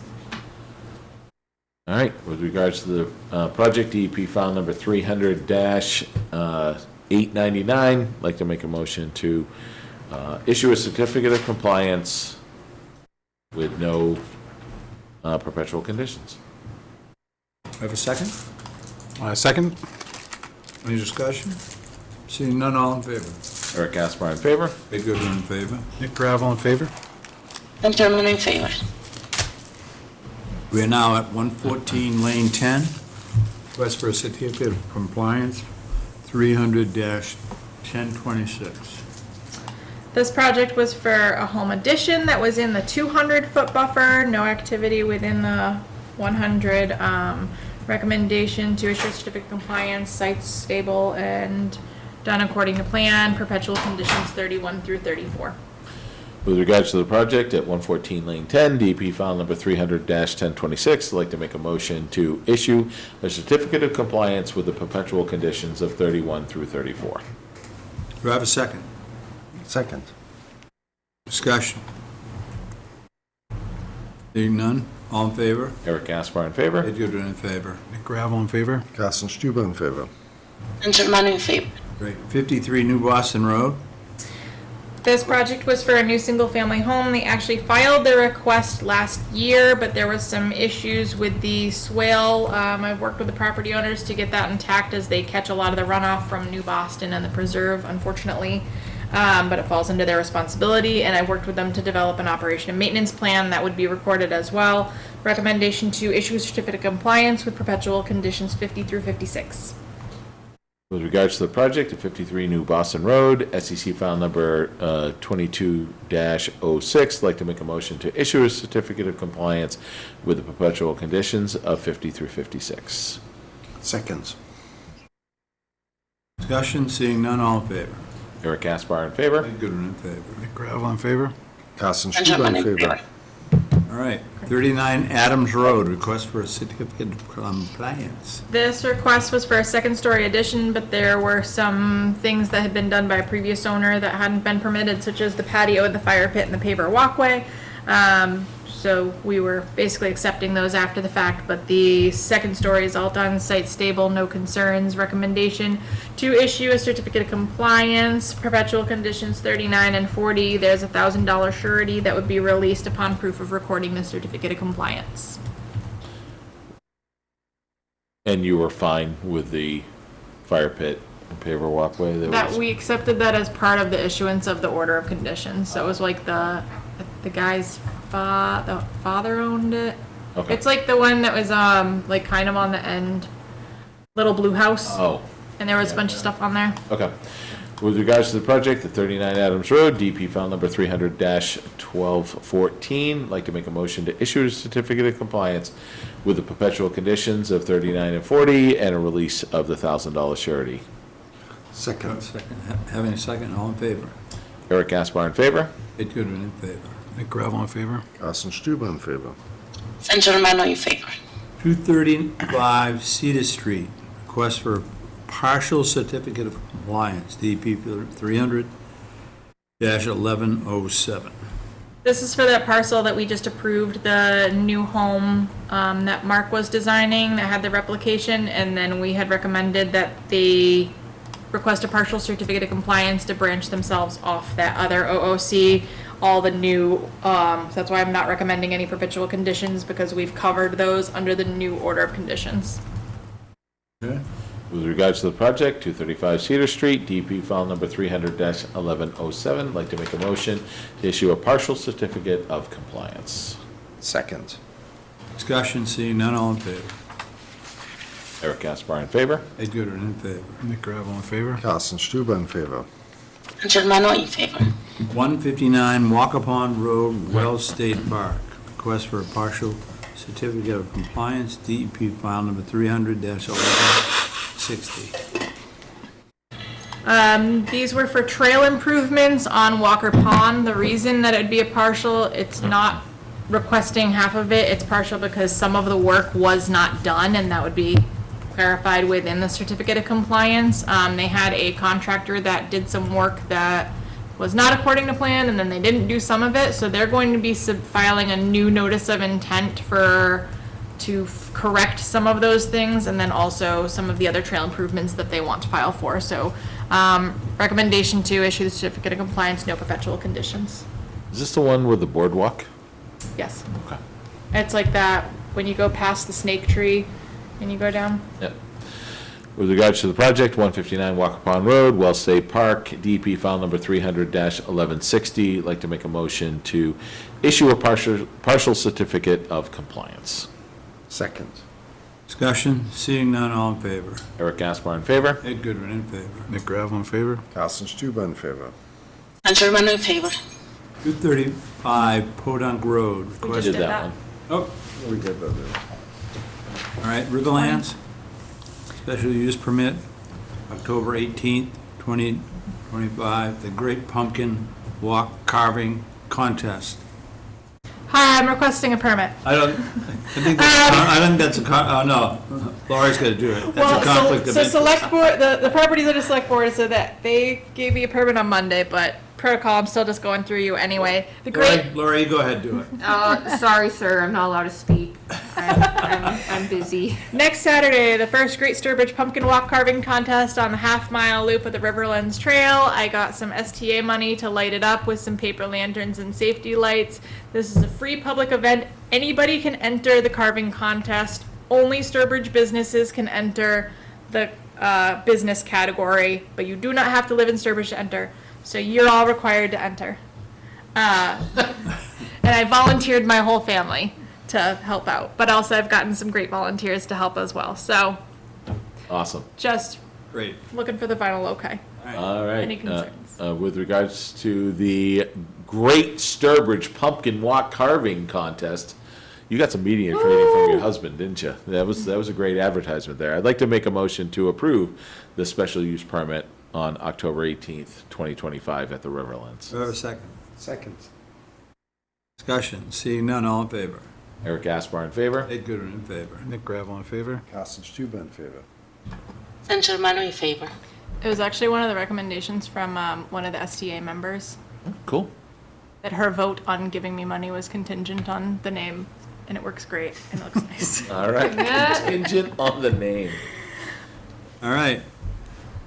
21, review and possible action on board liaisons. So we voted on these earlier this year, Floor being the SLAC liaison, Ed being community preservation, and Nate was our trails liaison because he was on trails and he left us, so we have that spot open. So we are looking for someone who is open to attending some trails meetings to be able to kind of be that voice in between. I thought Nick was going to do forestry. I will tell you, sometimes they are the same time as our meetings. Yeah. So what do you want to do about But when they're when we'll keep you in the loop of when they're the meetings, Do the let tree you know. thing too at the same time or no? I don't know. I don't know how much tree work do What you if need we for need your vote? Yes, the answer is yes. Okay, I You can got do it. whatever we need to do. I can figure it out. All right. Would anyone like to make a Do what Eric motion? did with the lakes. Yeah, I went to 3 meetings in 3 years. One a year. That works, that works. Okay, cool, yeah, so- I'd like to make a motion to approve the board liaisons as laid out by the agent and adding Nick to trails. Great. I second that. Second. All in favor? Eric Gaspar in favor. Ed Goodwin in favor. Nick Gravel abstain. Carsten Stuber in favor. And Germano in favor. Okay. Review and possible action on the 2026 meeting schedule. So we want to try and get this done sooner, bless you, so people can plan. I've gone through this to check for holidays, for school vacations, at least for 2026, and I don't see any overlap, or at least for the 25-26 school year. Obviously, I don't know, have the vacation schedules for next year, because I know sometimes that's an issue. Proposing a few little changes, so our last meeting of the year is December 11th. We wouldn't meet again until January 22nd. That gets really chaotic around the holidays because you've got people trying to submit applications around Christmas and New Year's, and then we've got to plan our site visits, so it just makes sense. After that, we're pretty much on the 3-week cycle. I am proposing eliminating the summer vacation we did that basically this year anyway, since we had a special meeting.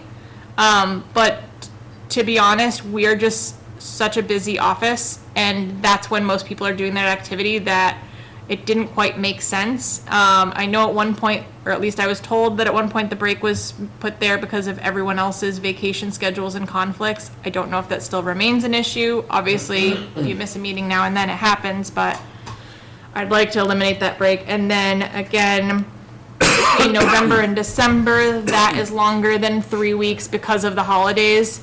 It's again, same thing, trying to submit applications and squeeze in site visits around Thanksgiving. It just never, it's scrambling, and it's not fair to the applicant because they don't get a full review, especially if it's a busy agenda. I can tell you that added meeting, that July 30th, I will already be missing, because that's my vacation week every year. Okay. So, but, December 18th is my birthday. Oh. December 18th. Yeah. Wait, Told meet right before and party after. would anybody like to make a motion? We'll make sure it's an to- extra long meeting, so that way we bring in your birthday with you. Well, that was quick, Ed. I was gonna call for a vote. You Did you wash your hands, Ed? I just blew my nose. Anyone else? All right, well. I know Flor and Karsten, you guys don't know your school schedules next year, but We can look at it in 6 months and take another look We at can it. tweak it if Yeah. need be. yeah, you. I mean, Any you're not- anniversaries or birthdays that you guys have to worry about up there? Yeah. The only thing is, this October 30th, I am going to be at the Navy graduation, so I can probably be on remote Thursday night, but I'm Okay. just, that is that So we day. might be down to 3 people total on The that other thing you meeting. can do is miss stuff. You can Yeah, miss yeah, stuff. no, I just realized I have Okay. to start paying attention to certain things. Yeah. But, if that, so just, I should be able to be on the hotel room or whatever and be remote, but just wanted to kind of throw that out I there. tried that once. So I can, and I'll be got leaving fully that dressed. Wednesday, You so have to be fully dressed. I can maybe do it. You'll you be wearing- blurry, you won't know what's up top, just Where are you up top. where are you See going? my neck, what's that? Where are you going? Chicago, North Chicago, or Great Lakes Oh, for, nice. Wait, is it? For boot camp graduation? yeah, boot camp graduation. My cousin's graduating that same graduation. Really, at the same time? Yeah. Oh, that's really awesome. That's cool. All right, that's great. well, I'd like to make a motion to accept the Thank you, meeting sure. schedule for, and deadlines for the 2026 calendar year. Second. What day is It Veterans is- Day? okay, all in I thought favor? that was 11/12. Eric Gaspar in favor? Everyone in favor? Gravel in favor? Carsten Stüber in favor. San Germán in favor. It's Columbus Day is October 12th. Usually for that sometimes changes. And not that it matters for you guys, but we did change we upped the application deadline, so that's 3 weeks out, so that way we have more time to review applications too, but. Cool. Looks good. Okay. No new violations report. I did get a hold of Lead Mine. He's gonna work on that plan, so I'll follow up with that. Couple updates on the conservation lands. We've got the final survey for Fisk Hill for the 3 lots that we bought. Sherman and Frederick pinned those, and we've got that as an accepted plan. Conservation Works has been going out doing our baseline documentation. There's a decent amount of wetlands on that site. What's the And address? this is Fisk Hill. You know what the address, the numbers are? I don't have to, There's a parking lot on the left. Is that the trails? yeah. Oh, that's where the trail, okay, I'm sorry. Yeah. I wasn't sure, okay. Trails, the parking lot's been constructed and they are starting construction. I've been told there was an approved trail plan that select board approved, and I was told that conservation approved it too.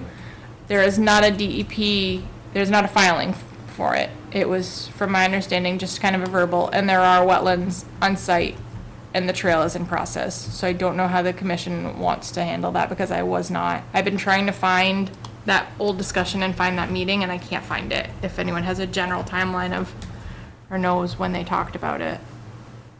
I'll talk to Brandon this weekend. He's coming, he'll be home he's coming home Saturdays. Okay. All right. So that's all getting underway, and then, Lead Mine, our forest management plan expires next year.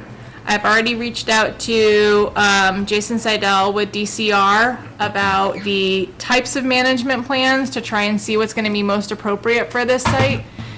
It's in the care and custody of the commission, so you guys are the ones that are going to kind of dictate it. At one point, there was a forest management plan, so that's going to kind of be presented if the commission, if it's going to be suitable for logging, but if we want to authorize logging again, or just leave it as open space. But I'm going to do a site walk with Jason and trying to get Jacob, to try to get his input. There's a lot of different management plans that this can be under.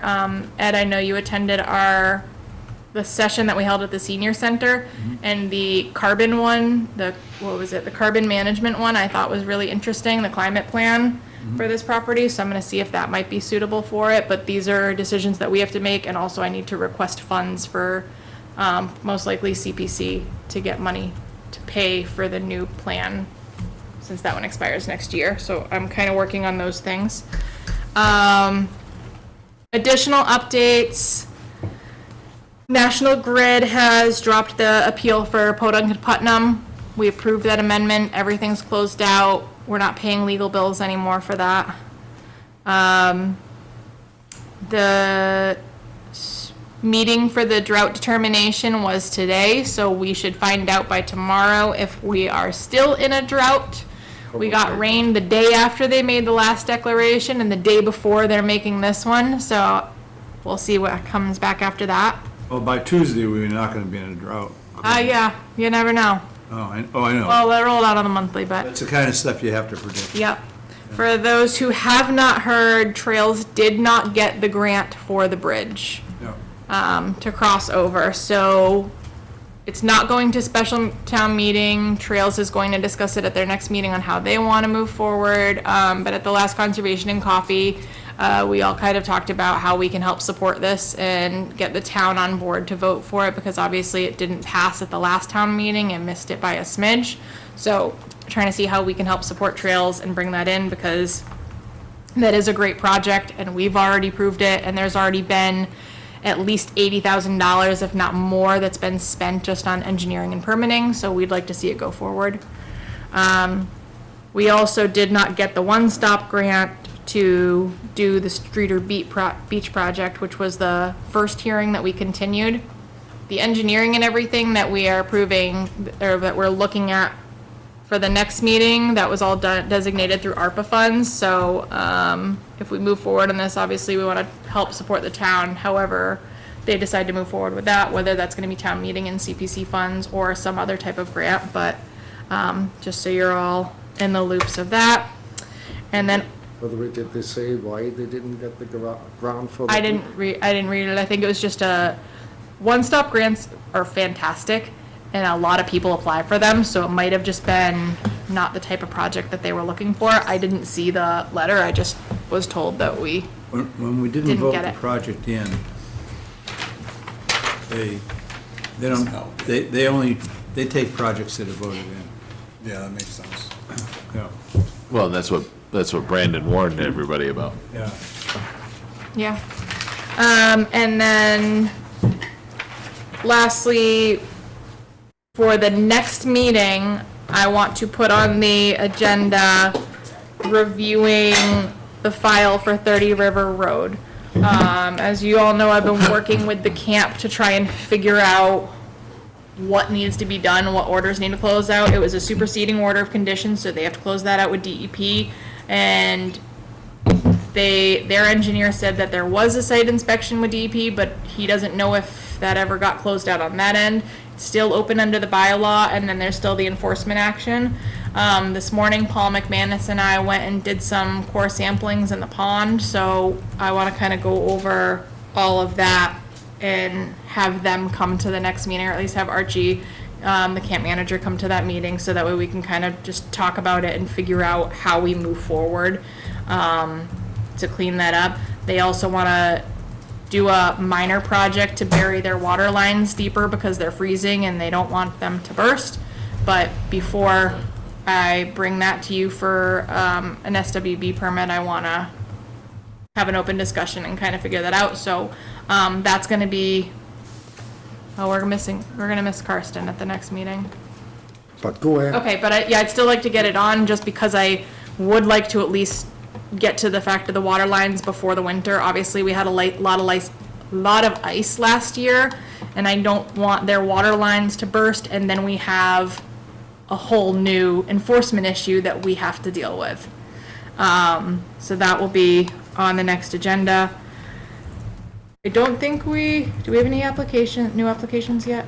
I don't think so, right? We didn't have anyone sign any 21-day waivers? No. I don't think so.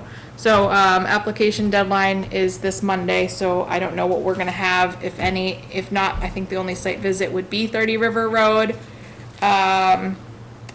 When do you wanna do them? Site visits?